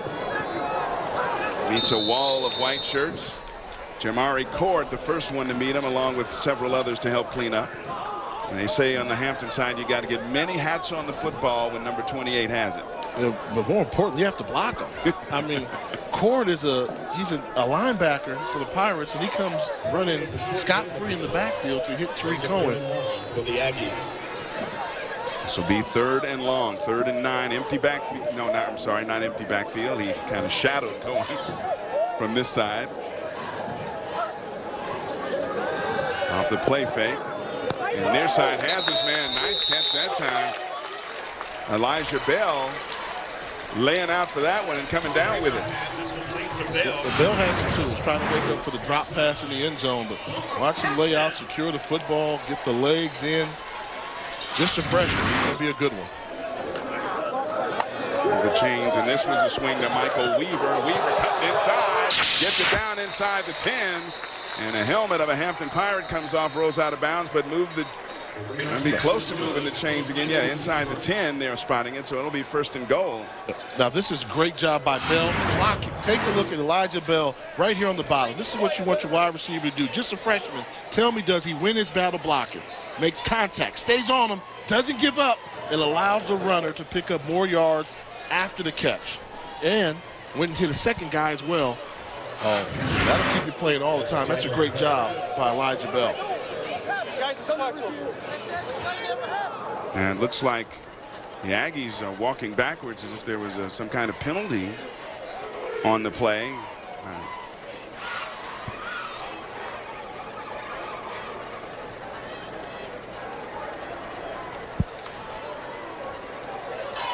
The same drama that we had the first half seems to continue. Well, they're looking at or reviewing something.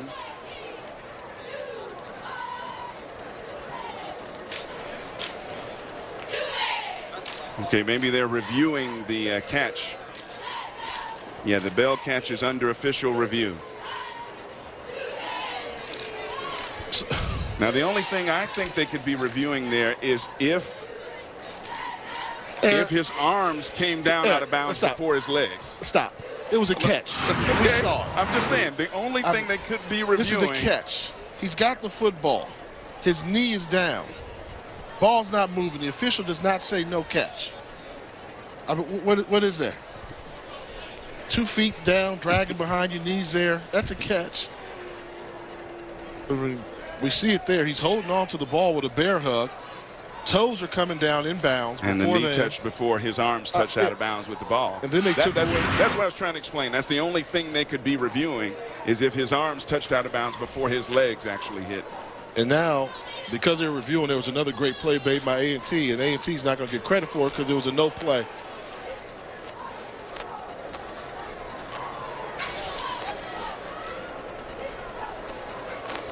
This is not going to win a lot of fans with coaches and stuff. I mean, we had the catch and run by Michael Weaver that would have put the ball down inside the 10-yard line. It would have been 1st and goal. Drill on the field is confirmed. 1st down. So the play was confirmed that it was a catch, which we already knew. Even though you tried to dance for a little bit and say, no. Well, I felt like I was talking to my dad there for a minute. Stop, son, stop. There are many times when we say it's hard to judge what a catch is and what's not a catch. That wasn't. That was a catch. I'm just picking and saying that the only thing they could have been reviewing is if his arms and the ball came down out of bounds before his legs touched inbounds. And now we got another delay.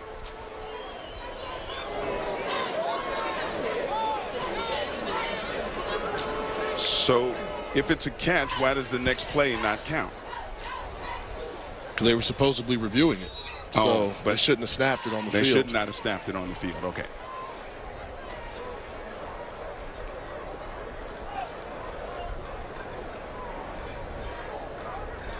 So they're going to get this worked out and make sure the spot of the ball is correct after the Elijah Bell diving catch on the near side.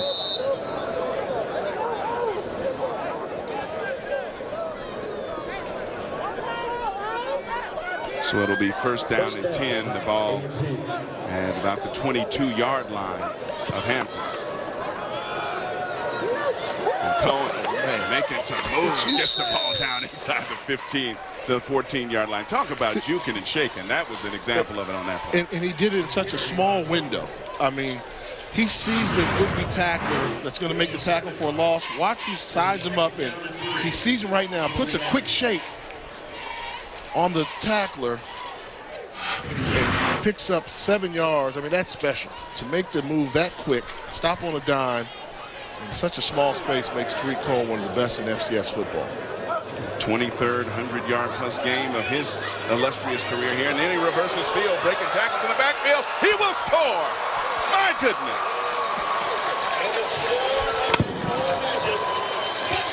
America.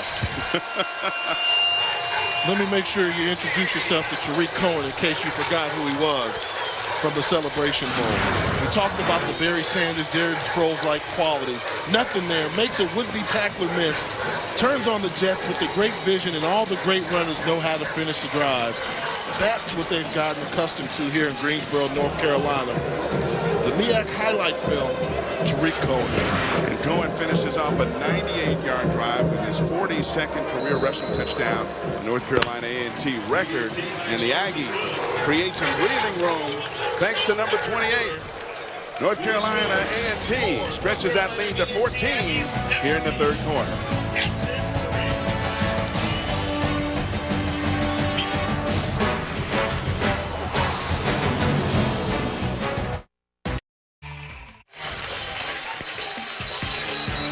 Welcome back to Greensboro, and let's take a look at the AT&T Inside Access.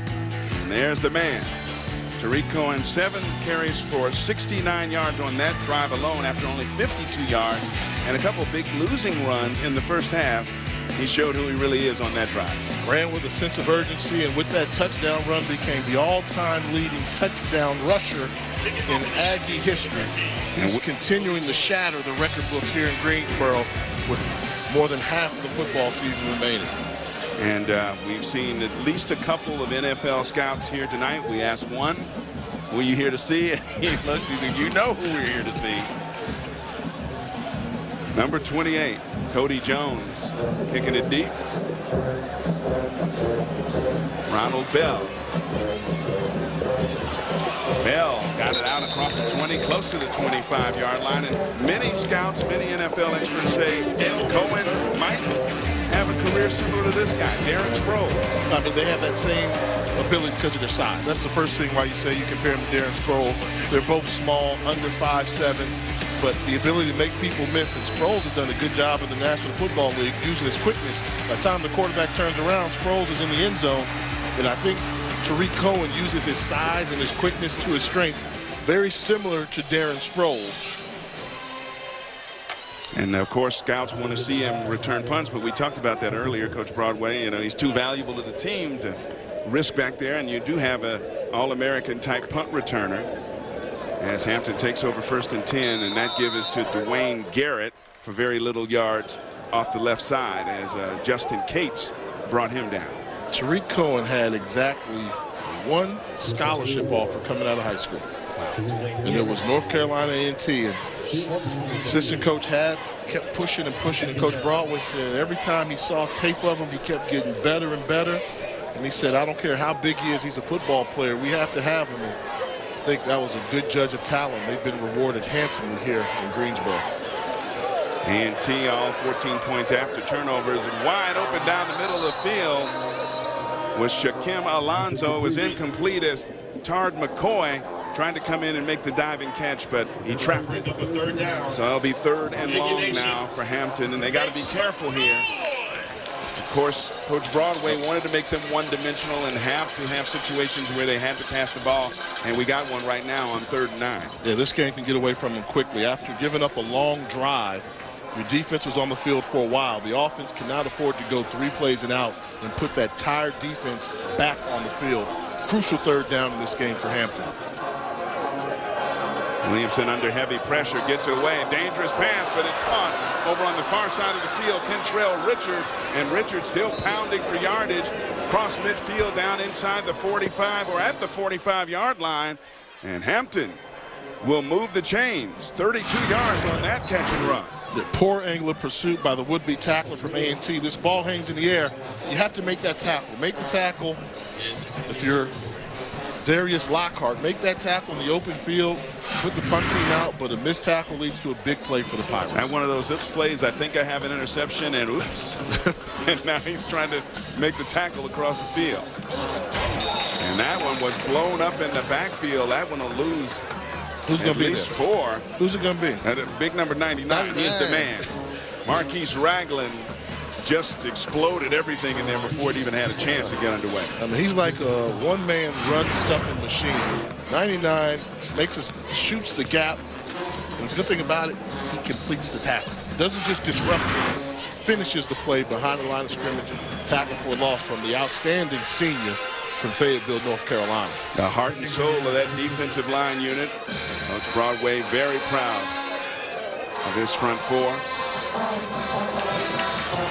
Williamson motioning his guy, underthrows it, and it's picked up. Intercepted by Marquise Willis. And Willis goes down across the 40 to the 42-yard line. That's just an underthrow. And another turnover for Hampton. One where you see so often a veteran quarterback will take the ball and just throw it away. Trying to make something that wasn't there. It was a bad snap from the beginning. Williamson gets flushed out the pocket, throws the interception. The Aggies are in control. I think we've seen it all now here on SportsCenter. That's awful, yeah. Bass Pro Shops is the place for huge savings during our fall savings sale. And now's the time to check out America's favorite boats, with clearance savings of up to $5,000 on remaining 2016 and prior year models.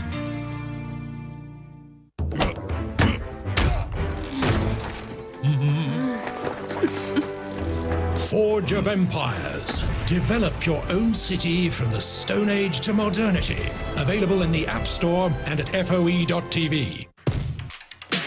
Showdown between top 10 teams. Touchdown, Stanford! Gaskin, he's in for the touchdown. Stanford, Washington, Friday at 9 on ESPN. Wisconsin is for real.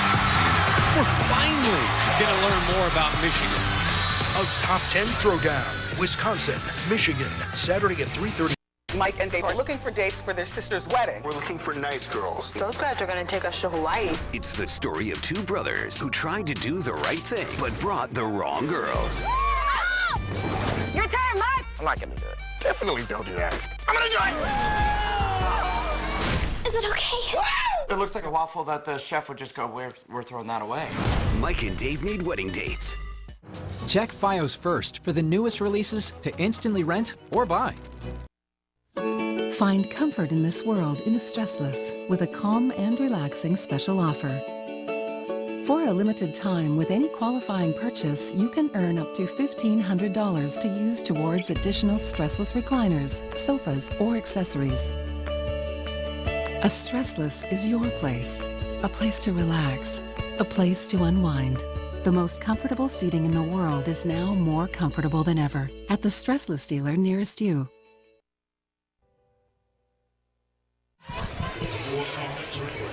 We're back in Greensboro. Let's take a look now at tonight's Bringing the Flavor, brought to you by McDonald's.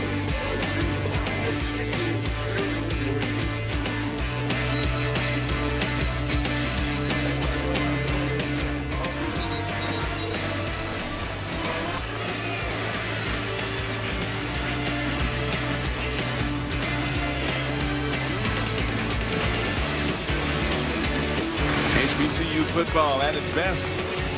Fans jamming, the fans rocking, and right now the home team faring pretty well after getting their third turnover. The Aggies in great shape at the 42-yard line off the interception. Quick swing to the near side, and that is Cohen. And Cohen good yards after the catch, and a flag coming in late right at midfield on the near side. Pass complete. Another thing I've noticed, just as a layperson who never played more football than maybe on the streets of Chicago growing up, his move from 0 to about 60 is quick. About a split second. I mean, he's at full speed in no time. That's pretty amazing. Up and probably because the stride's not there. I'd say 0 to 20. 0 to He's 20. going to get there quicker than anybody else. I say 60.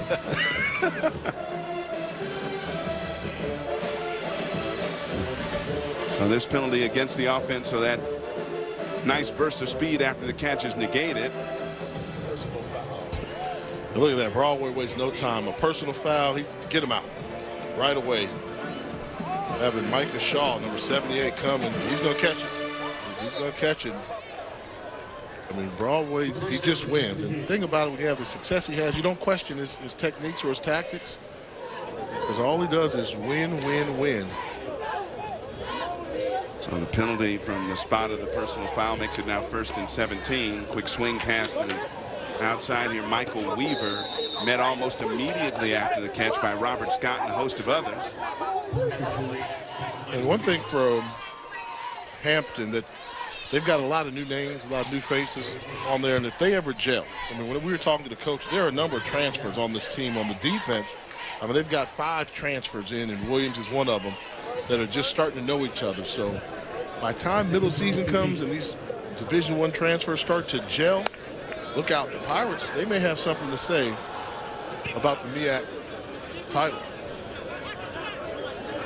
They have certainly had their share of opportunities in this game tonight. Cohen is in the slot. And boy, he had that one in his hands, and he was looking to run before he actually pulled that one in. The route was there, you know, and I think right now they're trying to show all the tools of Tariq Cohen. Everything was there except for the catch. I mean, he ran a fantastic route, called a little shot route. It was like going outside, curl back in around the linebacker. All a little bit high, but you have to make that catch. And he knows it.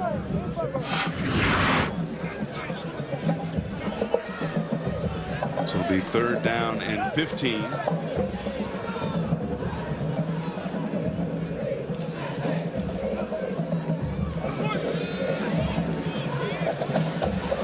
That one a little bit tall as he was looking for Elijah Bell, and Bell had nothing but green on the far side of the field if that one's on target.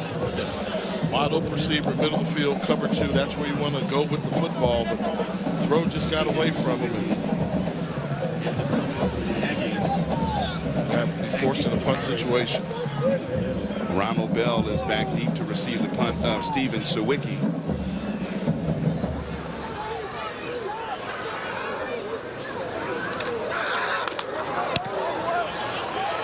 High and short punt, and over in gets a good bounce for the Aggies. It'll be downed at the 23-yard line. ball, touchdown at the Aggie 23. Okay, a little bit later tonight after UConn and number 6 Houston catch Sports Center at night with Kevin Connors and Chris Hassel. They'll have the breakdown of the game, the Dolphins and Bengals, plus all the NFL news, baseball highlights, including Big Papi's final game at Yankee Stadium, the World Cup of Hockey, and everything else on a busy day in sports. Sports Center at night after college football on ESPN, also streaming live on the ESPN app and watch ESPN. Please, you mentioned earlier from Chicago. Excited about the Cubs? Very much so, but I've got to temper. Get excited about the Cubs. Well, you know, that was yesterday. 2 years in a row now in the playoffs, it's turning. And Yaki Johnson off the little swing gets the corner on the far side, picks up pretty good yardage on first down. They'll mark him out of bounds close to the 30-yard line. Getting hard by 6. And the clock running as we will probably be at the end of the first quarter before they get another, the third quarter, I'm sorry, before they get another playoff. And that will do it. And that's the end of the so Hampton going to try to put something together and capitalize here, trailing by 14. We into the fourth quarter.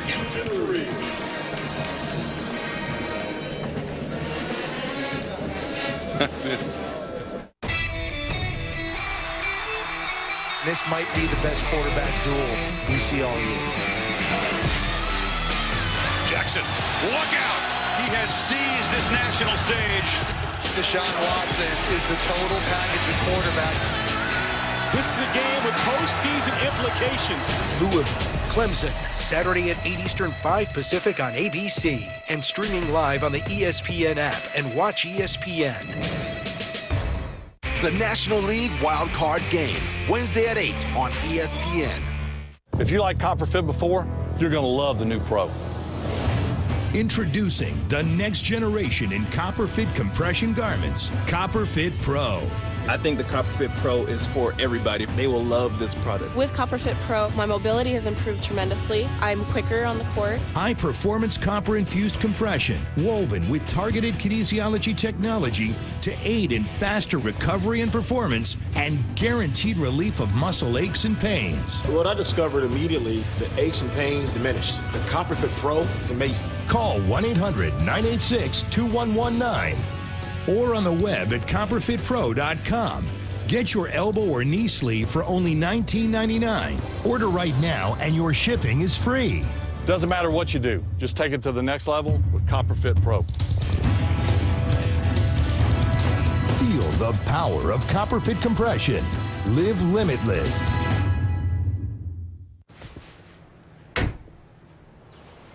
It's your parents. Introducing ActiClean, the self-cleaning toilet from American Standard. One touch of a button and a powerful stream of cleaning solution scrubs the bowl clean, so you don't have to. You might not be ready for unexpected visitors, but your toilet will be. Mom, Dad. What a surprise. Do you mind if I use the bathroom? See how it works at AmericanStandard.com. Level up your fall style. Find your style in Men's Warehouse with head-to-toe savings. Buy one, get one free is going on now through Sunday, including our designer denim. Men's Warehouse. Rise to the occasion. I had my mission and Maxwell House by my side. Each Maxwell House blend is selected from 5 different types of beans. So all I tasted was victory. Maxwell House. Good to the last drop. Esurance does auto insurance a smarter way, like their photo claims tool. It helps settle your claim quickly, which saves time, which saves money. And when they save, you save. That's auto and home insurance for the modern world. Esurance, an Allstate company. Click or call. Esurance does insurance a smarter way, which saves money, like bundling home and auto coverage, which reduces red tape, which saves money. And when they save, you save. That's home and auto insurance for the modern world. Esurance, an Allstate company. Click or call.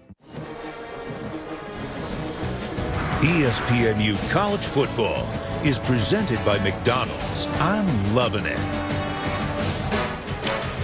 We're back with the mascot dance-off there. Right now, the Aggie mascot might be laughing a little bit, up 17-3, but Hampton with the ball in pretty decent shape.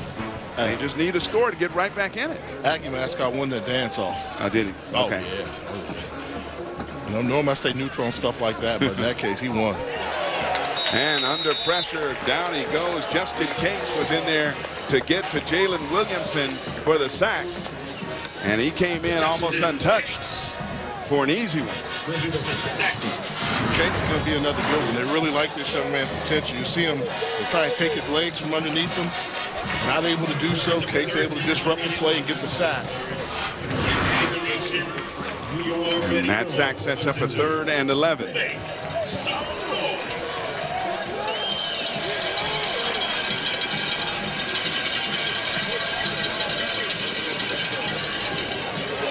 Williamson in trouble again, flushed from the pocket. And he'll get out across the 30-yard line before he's brought down from behind by Deion Jones, but that'll be well short of 1st down yardage. And we also have a flag on the play. There's some holding against Hampton.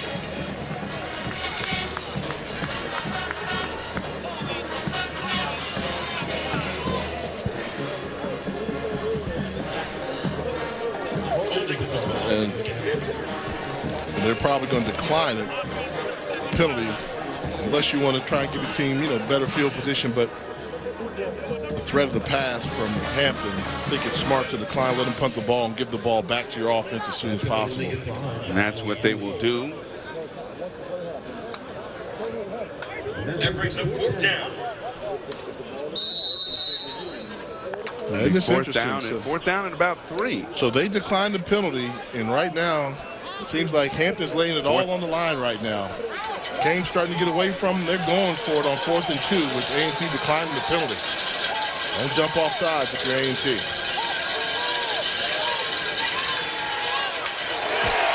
And again, a running play. Yaki Johnson is met before he can even get started by a host of gold shirts. Keandrick Richardson, one of the first ones there. Did they get the scouting report that North Carolina A&T has the #1 rush defense in the conference, one of the top 10 in the nation? 4th and 2 or 3, you can't run the ball on. Look at all the yellow jerseys when they're battled at the line of scrimmage. They collapse the pocket, and there to clean it up, Keandrick Richardson, number 52. But it all started with the defensive lineman getting a push in the backfield to disrupt the running play. They've allowed only 600-yard rushers in the 60 games they played under Coach Broadway.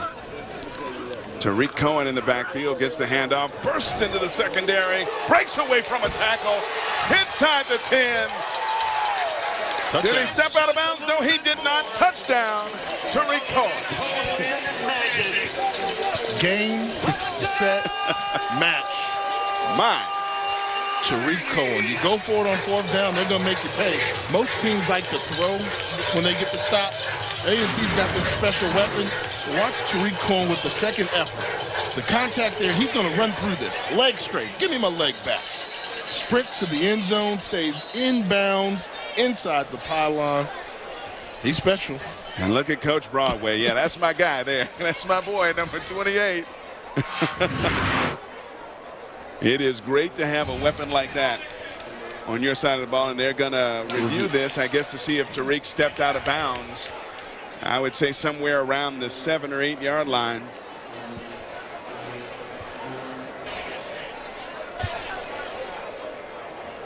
I thought he might have stayed in bounds. I mean, he's got great body balance. We saw it quickly, but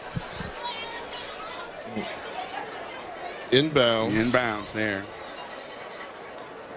At least from this angle.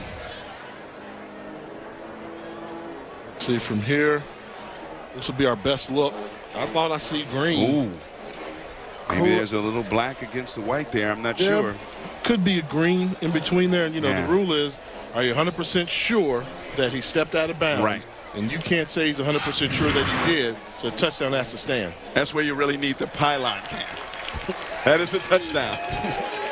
Not enough evidence to overturn anything, though. Yep, and that's a touchdown. And that's the one. And you just think about it. And outside of the run, you have to say, why do you go for it on 4th and 2 when you're backed up? Sense of desperation from Hampton and Colonel Maynard and the Aggies made them pay. Still only a 2-score game at that time. But now with the extra point, we got a 3-score game as the Aggies up on Hampton University 24-3 thanks to this guy, Tariq Cohen. He is all everything.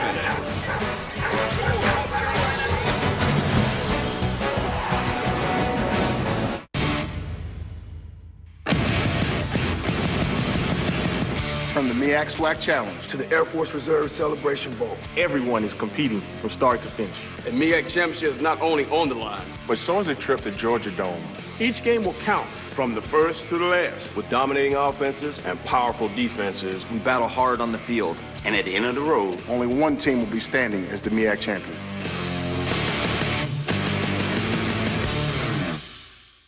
You need a website. Why not do it yourself? With Wix, you can create your own professional website. Choose a template, change your text, add one of our images, or upload your own.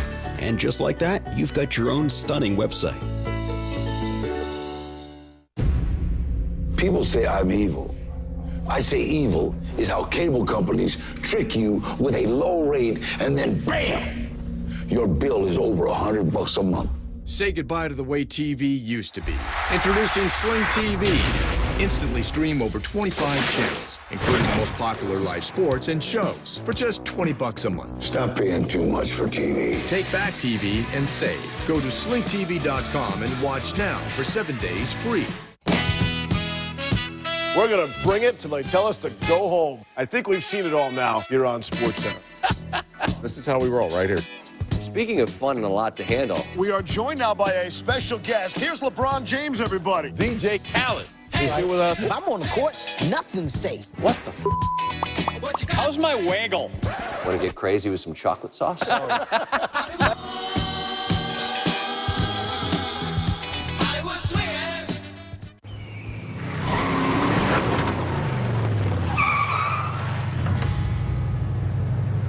What? You thought you'd be the only Tigers out here? Let me tell you something. There are many roads to the playoff, one for each team. They're all headed to the same place, but only 4 get in. So buckle up. The journey starts now.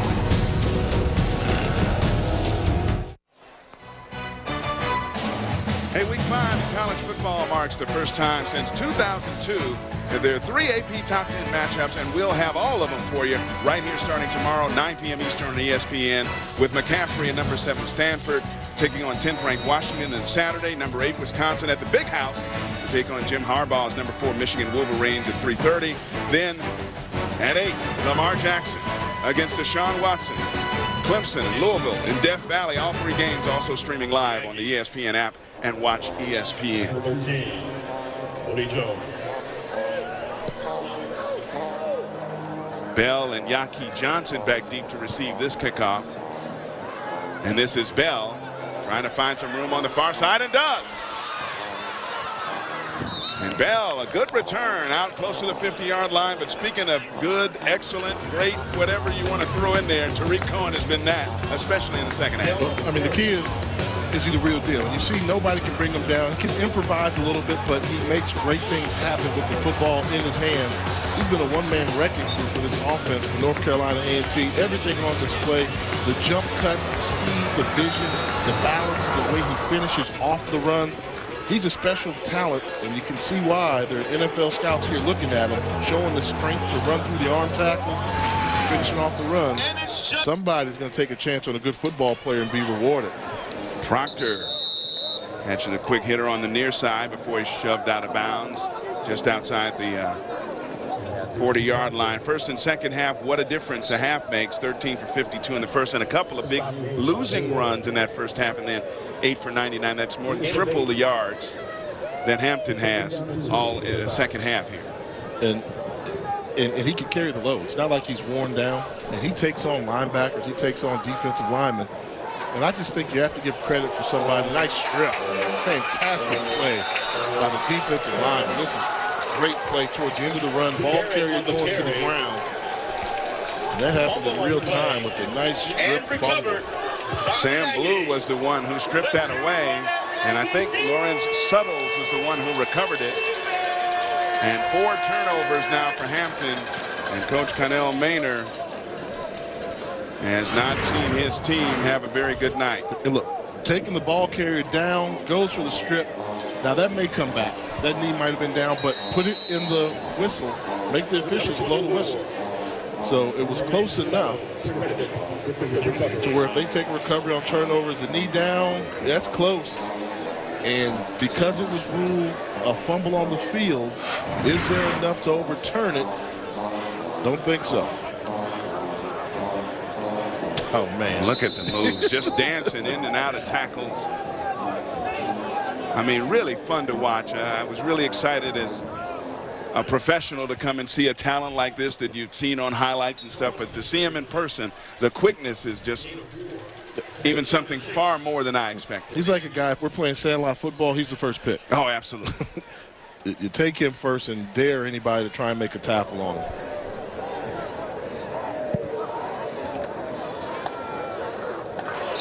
And that quick swing pass out to the near side to Chris Garden is just dropped.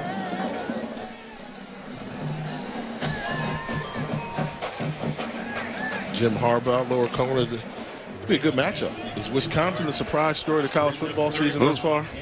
Maybe. One of them.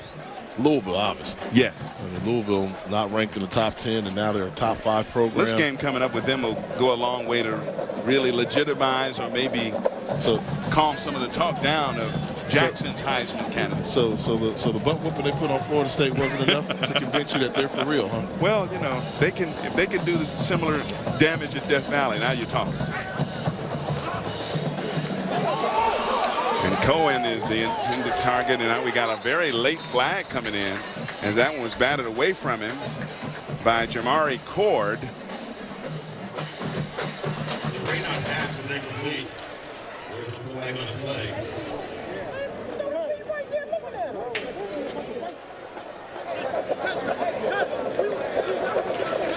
And they call pass interference.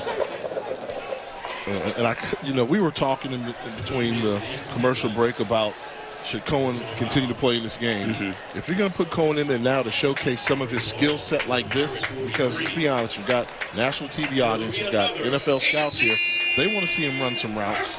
So I like that they've elected to use him in a different way. They've given him some runs off tackle, have him leave the backfield, run some routes to showcase his skills, and that's the right thing to do as an offensive coordinator. After the penalty, Cohen still in the backfield alongside Lamar Raynard, and here's Cohen going off the right side, picking his way through a hole and down inside the 40-yard line. Van Dyke in on the tackle there. Van Dyke's a guy they're very excited about down in Hampton. Transfer from Virginia Tech. Got 2 years of eligibility to play, and right now they say he's their best defensive player in that linebacker position. And I know he played at Virginia Tech. Coming into the Media Athletic Conference, seeing Tariq Cohen, he's got to say, what did I get myself into?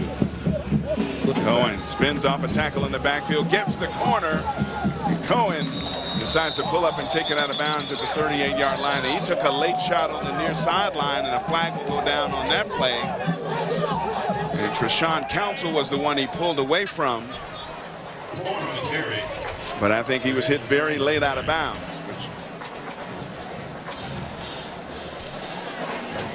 And you have to be able to wrap him. How many times tonight have we seen somebody have an opportunity for a tackle in the backfield and not make the tackle?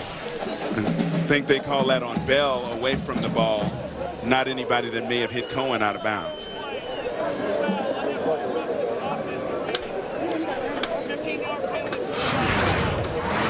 Your lip reader, number 84. Yep. Got him. You got to blow the whistle. Oh, he might have just lost his position on the field. Went in there with a little knee action afterward, too, after they were well out of bounds. That was Robert Scott, who was the recipient of that extra stuff on the block of Elijah Bell. Not the homecoming that Connell Maynard had in mind. Came in here with extremely confident, thought his football team could win. And I will say this, I think they're closing the gap in terms of being one of the upper echelon programs in the MEAC. Had some early shots, and this on the delay play is Amos Williams. And Williams, good yardage off the far side, gets down inside the 40. And now it appears we may have an injured player, an injured Hampton player on the field. Slow to get up, looks like Shaka Diarasuba. Say that fast 3 times. Now, Amos Williams finished off this run, and that was a collision deep in the secondary. And Diarasuba up on one knee right now.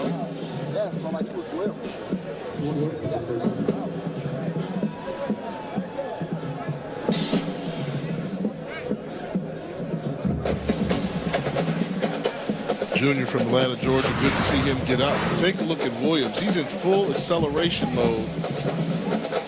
And that's helmet-to-helmet contact initiated by the running back. That wasn't initiated by Diarasuba.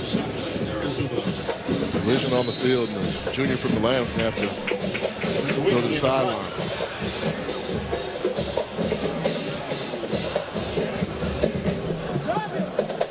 So Wiki. Oh, and that one took a unfortunate bounce over one of the gunners there into the end zone.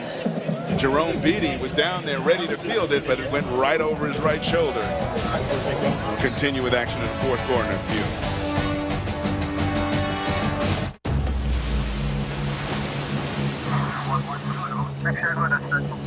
Strike package Bravo. Launch alert.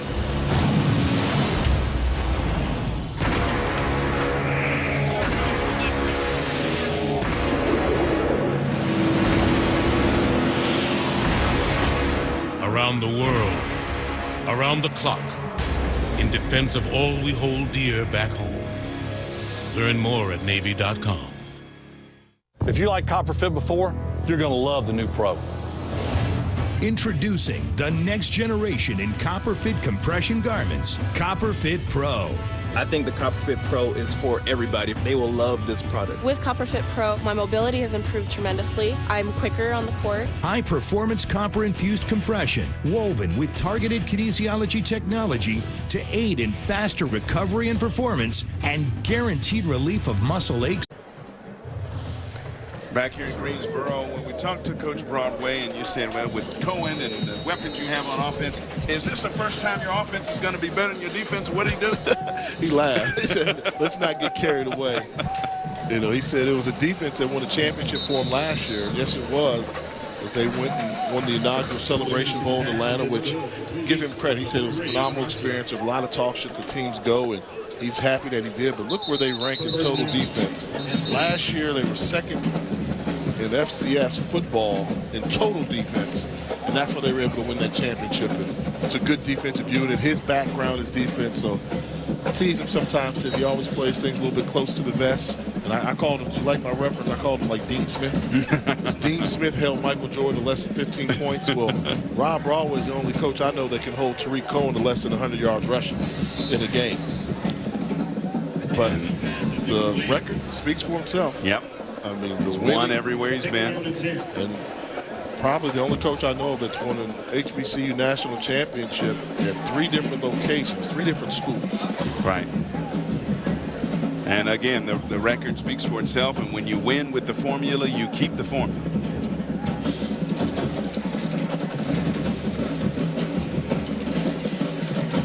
Second and 10, throwing far side of the field. Completion goes to Rashawn Proctor, who has had a big night statistically tonight, including an 83-yard catch and run that resulted in craziness down near the goal line that Hampton was not able to convert on, getting the ball down at the 2. And they'll point to a lot of missed opportunities for a chance to pull the big upset in this one. Proctor with 8 catches, 155 yards on the night.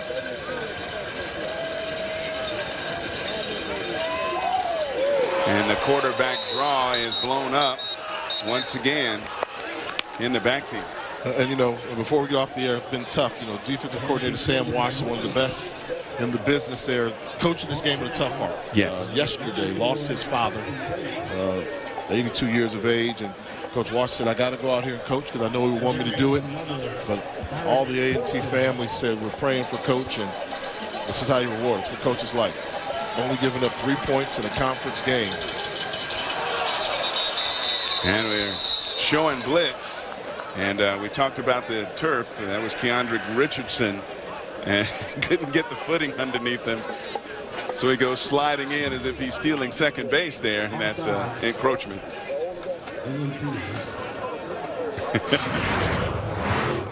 One more look at it. Look at the form. Got to drop the hips. Twist your ankle doing it that way. He tried to get back. Give him an A for effort. He thought he had that snap count all figured out.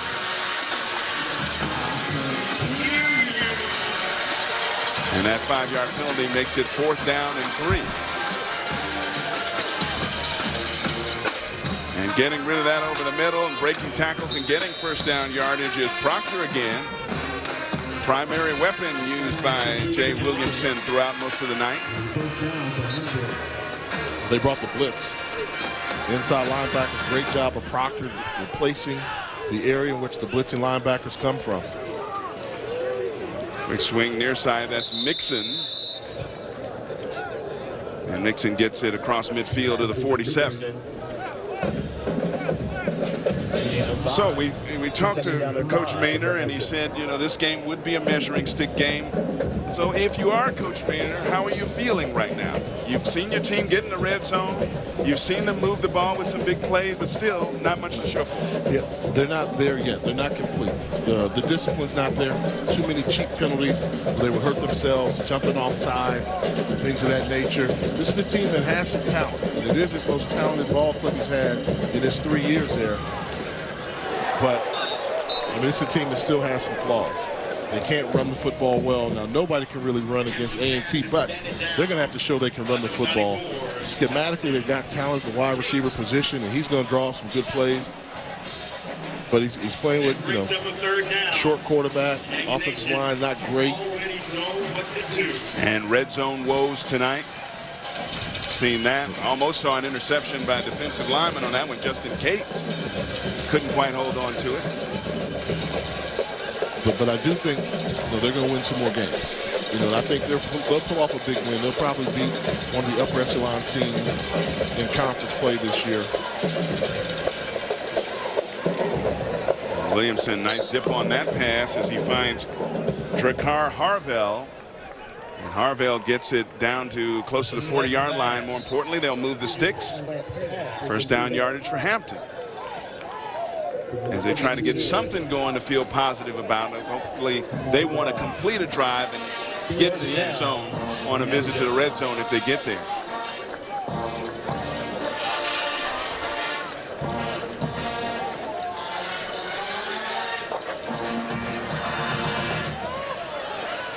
Buying some time, Williamson gets the corner, and he'll take it out of bounds just outside the 35-yard line. Coach Maynor also said, hey, if we get an upset tonight, I found it interesting that he said, I think we'd be a year ahead of schedule on the rebuilding program. And, you know, I thought it was a little strange that one game could put you a year ahead of schedule. But I think you know what he's talking about, trying to close that gap between the defending champions and themselves. Yeah, I mean, they played a tough non-conference schedule. That lost to Old Dominion, lost to William & Mary, the top 20 ranked team in FCS football. Impressive victory over Howard University, and thought they could build off of that momentum. They scored 34 points versus Howard. But the key now is, you know, they're taking on the #1 team. And this is a measuring stick game for him. And I just think his team didn't come out and play well. You know, they showed they can be on the field with North Carolina A&T, but, you know, can they win the game? They just haven't shown that ability to finish the deal. Williams under pressure. Williamson got that one away and found Twarn Mixon. And Coach Maynor, he talked about a homecoming. Well, he was one of the great quarterbacks in A&T history. And that's going back in the day a little bit. Two-time Mid-Eastern Athletic Conference Offensive Player of the Year, and joking with him and said, I don't know if you're the greatest quarterback in the history of A&T, and he kind of laughed. said, but Alan Hooker was one. He said, well, it's either me or Hooker. You know, you're going to like, we both have a championship. We both were Conference Player of the Year. And this is Proctor catching on the cross route. Proctor gets it down inside the 10-yard line. Close to first down yardage. 11 on that play.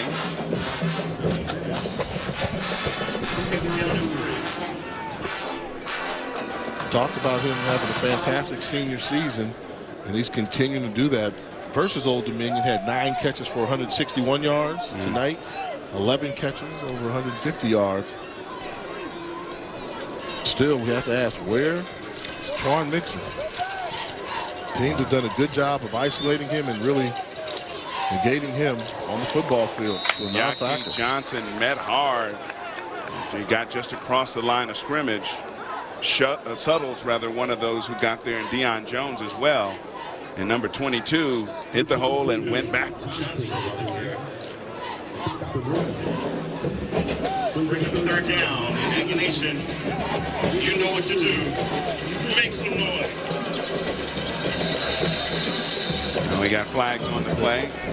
It'll be Ryan Gould there. A little false start. It's Hampton. See, these are the little plays that, you know, keep you from being an upper echelon team. You know, when you have the mesh, when you get down in the goal line, 5 yards are valuable. Versus a stingy defense, field position is key. And you know that this defense for North Carolina A&T, they want to continue to stop the Pirates from getting in the end zone. So they're going to do everything to try and force Hampton to take a field goal. Big play here on third down.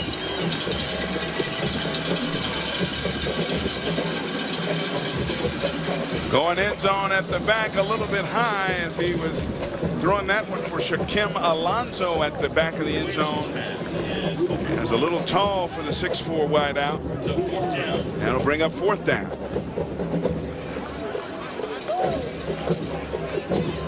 I think that Connor Maynard elected a couple minutes ago. It's 4-down territory for the rest of the game for this offense. They're trying to just get some type of rhythm with this passing game. This is the passing game that hasn't looked good tonight. In this case here, basically saying he's going to take the loss, but he wants to try and have his team improve. 15th play of the drive here, fourth down.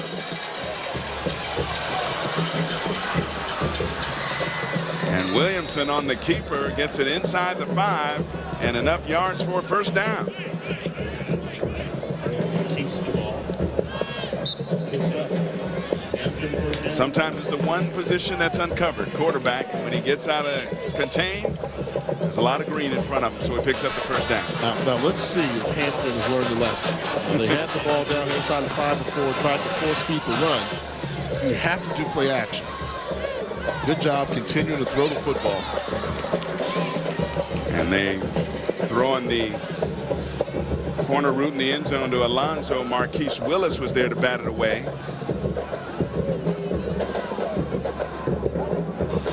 And they're trying to put Alonso in a position to have success.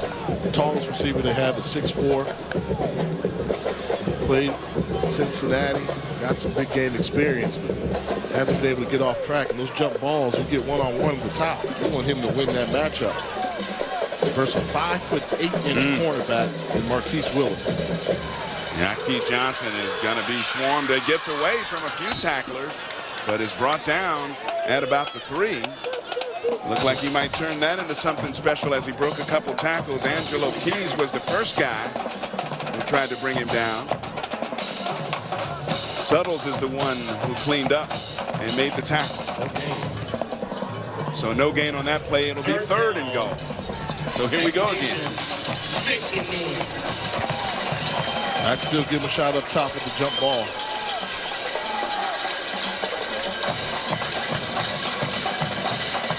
They do it again. Out of bounds. And this time he catches it out of bounds. Shaquem Alonso. And good positional defense again by the 5'8" Marquise Willis.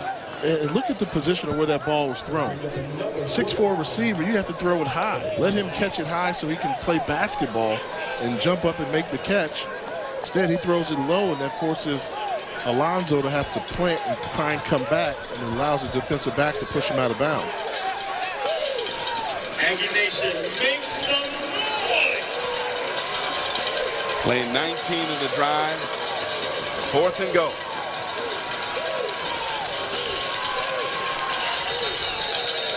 And with the play clock winding down, Hampton forced to take a timeout. Mixon didn't know what the play was either. He's there shrugging his shoulder. 4th down. Can Hampton break the ice and get into the end zone? We'll find out.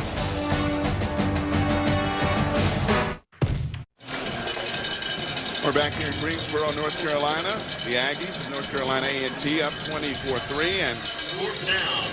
Connell Maynard came their 4th down play of this drive that they're trying to convert right here on 4th and goal. And that pass in the end zone is knocked away, incomplete. He was looking for Twan Mixon, and Tyree Andrews got a hand in there and knocked it away. And once again, Hampton gets into the red zone and comes away empty.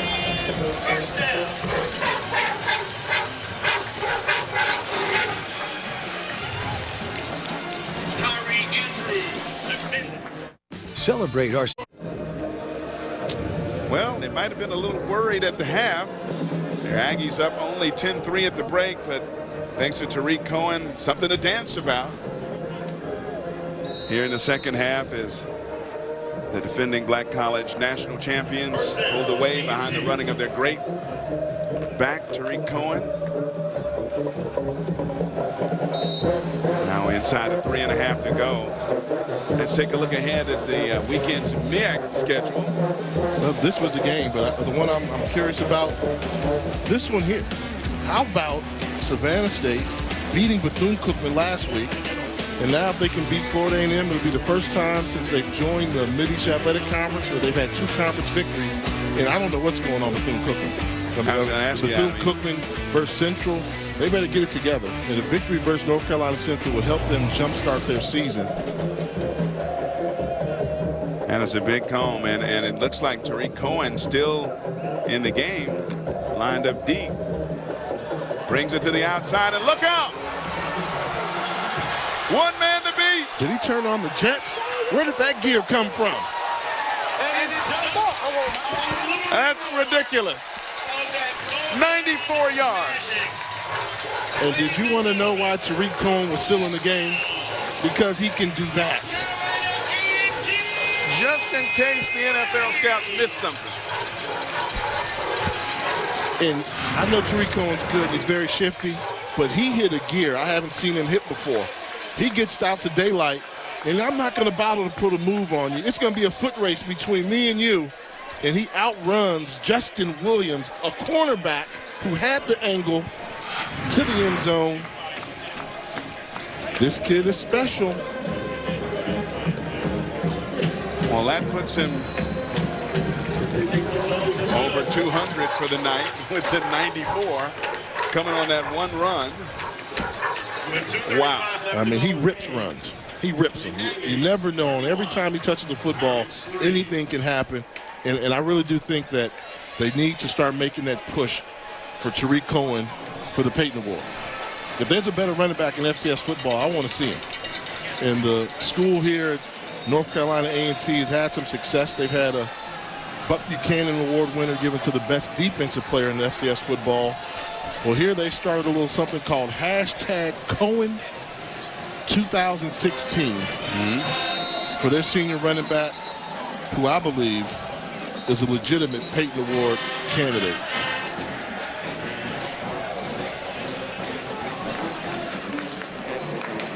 Of course, the Aggies have a 98 and 97-yard TD drive in this second half alone. And he's going to shatter all those. Yeah. He may do that next week. Records are going down. He can, Giving him 256 yards on the night. We'll see him next Thursday right here on ESPNU and see what else number 28 has in store for us. Just when some people may have thought about getting a little salty because he was still in the game with it well in hand, he gives us that. Yep. And that's what he has the ability to do. special talent. Second half, 204 rushing yards, 3 touchdowns on only 13 carries. That's the second half. It's like he's playing against Alcorn again in that Celebration Bowl when he rushed for 290 yards. And what you have to like about Tariq Cohen is when they went up a level and they played Kent State, FBS program, 250 all-purpose yards when they got the victory. Didn't play much versus Tulsa last week, but now America gets to see him again on national TV, and what's he give you? Another 200-yard performance.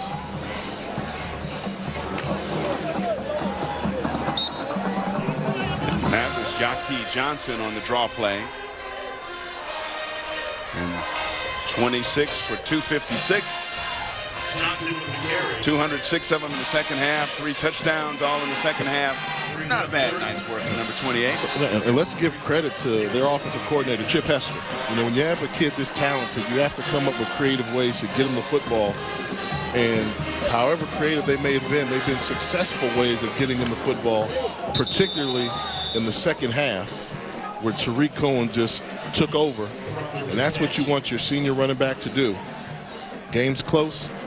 Put the ball in the hands of your best football player, and boy, did Tariq Cohen deliver. Man, you did. I mean, what a gear as he got into the second level, and he was just gone. It looked like the defender had an angle on him, and he simply outran him. So now, let me ask you this. Your first time seeing Tariq Cohen in person. I told you about him. I've seen him, you know, grow. What do you think? Bigger than the height. very seldom have I seen a guy lived up and surpassed the hype about him coming into an event or a game. He did not. I mean, it's amazing what he's done here, especially in the second half. And remember, his first carry was like a 25-yard run. So he established right away that he was going to be a problem for the defense. Williamson shrugs off a tackle there, now going deep down the near side, but just threw that one away. And it's also your first time here to Greensboro, right? That's first time the to Aggies. Greensboro. What do you think about coming here to Aggie land? It's been nice. It's been wonderful. Of course, the food all over is great, so I'll probably be a nose tackle by the time the season is over, eating all this great Southern cooking down here. But you know what I haven't heard yet? A 1, 2, 3, give me an Aggie pride. I haven't heard that. Oh, the PA guy's been saying it. Yeah, has he? Yeah. You've been so focused on your craft. Focused on trying to live up to you, my man. I actually think they say it so much that they need to change the name. You know, right now they're called North Carolina A&T Aggies. It's going to be Aggie Pride. Okay. Because they always say Aggie Pride. There's a deep pass down the field. He finds Shaquem Alonso, who breaks tackles. And finally, Hampton gets into the end zone with 1:05 to go in the contest on the catch and run by Shaquem Alonso of 59 yards. And this was just a give-up type play. I saw the safety, Lorenz Suttles, take one of the poorest angles I've ever seen a safety take. Is he going to hit the guys? Is he going to dislodge them? Poor angle. Follow that up with a poor tackle. Great job by Alonso. I'll give him credit. He ran through the arm tackle. But this right here, you don't push a guy like that. That's a poor angle. And I know Suttles is a guy that's always around the football. Lack of effort. You have to give the coaches something to yell at you about. And that's what they're going to take away from this one. And after a play like that, the extra point's no good. So 31-9 after the touchdown, and I'm sure, well, maybe not so sure, but it probably will be an onside kick, and then the Aggies will probably take a few knees and get us out of here. And the SWAC schedule here in week 5. Got some interesting stories here. And a big one. You like this one right here. I like that. The State Fair Classic down in Dallas, Texas. It's going to be Grambling and Prairie View.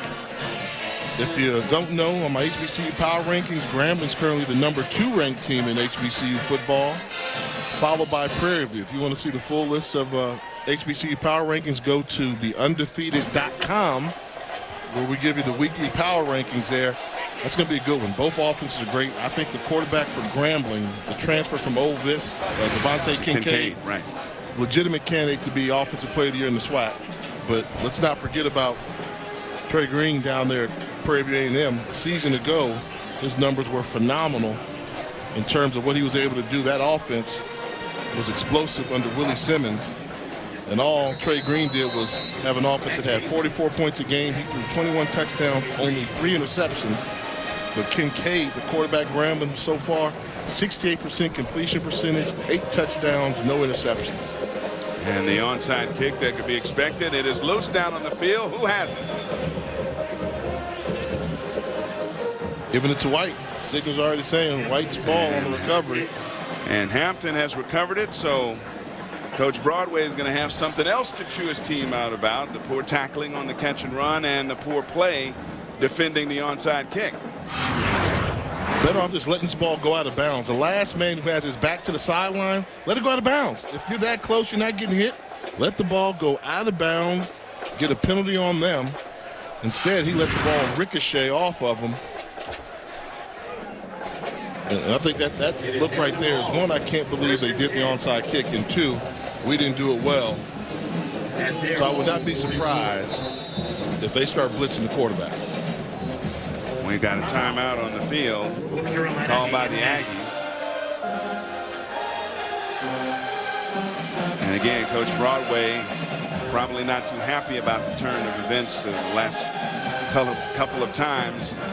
His defensive unit and his special teams unit has been on the field. Once again, a look at SWAC games this weekend. Yeah, and, you know, we saw Arkansas Pine Bluff with Brandon Chunkin Duncan throw for 500 yards, but then they lost to Jackson State. Alabama State still winless. I thought year 2 of the Brian Jenkins era, we would start to see tremendous improvement. Something must be going on there we don't know about why it's there. Watch out for Jackson State. Although they lost to Grambling, they showed some signs. They made the quarterback change.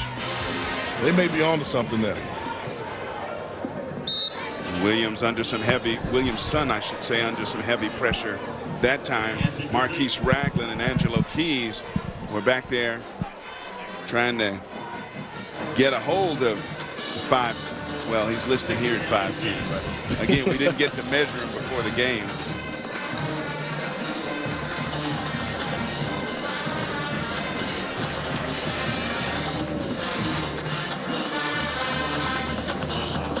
Inside of a minute, Shaquem Alonzo on the far sideline with the catch. And once again, in a hurry-up offense situation, the wide receiver elects to stay inbounds and get tackled inbounds, allows the clock to continue to run. And that's an incomplete pass as he was looking for Twan Mixon on a little swing pass to the near side. 33 seconds to go in this one on what has been a night of missed opportunities, some situations for Hampton, and a night where they could not contain the uncontainable Tariq Cohen, especially in the second half. Let's give credit to Hampton. They came down here to win this football game. They brought their band with them. They brought a student bus section. So Dr. Harvey knew the importance of this game here, tried to give his team all the tools necessary, but they just came up against a very good football team tonight and played them close in the first half. Pass complete.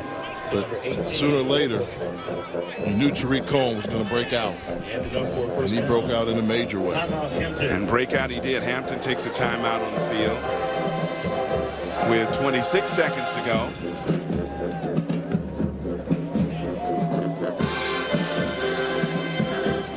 We'll get a look at some of at least the preseason contenders here on ESPN. Upcoming MEAC football action for you. Norfolk State next Thursday here in Greensboro, right here on the U. And then we'll see a bit of Bethune-Cookman. A lot of people think Norfolk State could be going in the right direction. Their head coach with Trell Scott in his second year. They're going to come here next week with something to prove. Bethune-Cookman, they got to get it going. Got too much talent to not have the success early in this season. Seemed like South Carolina State got their act together. Buddy Pugh and the Bulldogs, impressive victory over Florida A&M. Florida A&M still trying to figure it out with their second-year head coach, Alex Williams.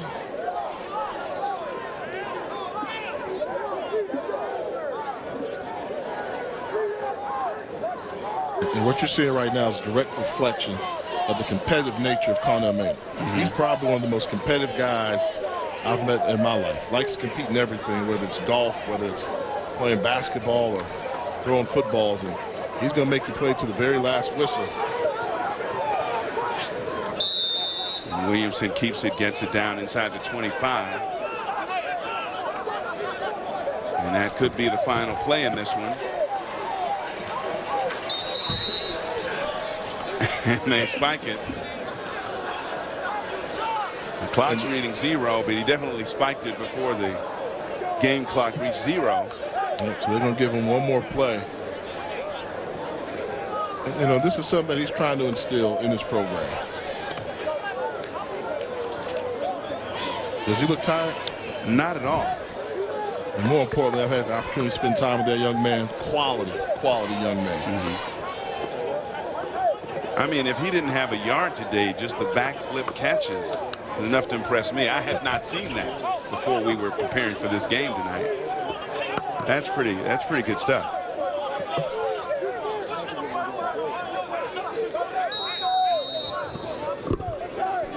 Speaking of Cohen, his record set tonight, 44 career rush TDs now, 94-yard run, the longest in school history. And that will finally do it. As Coach Ron Broadway can walk off the field in victory and know that he has number 28 on his side. And that gives him a big advantage in any tight game because he, indeed, Tariq Cohen, is a home run hitter. The Aggies of North Carolina A&T win it 31-9 right here at Aggie Stadium in Greensboro, beating Hampton University. Hampton just could not take advantage of some early opportunities and too much Tariq in the second half. That'll do it for Jay Walker and all of us at ESPN. I'm Eric Clements. So long, everybody.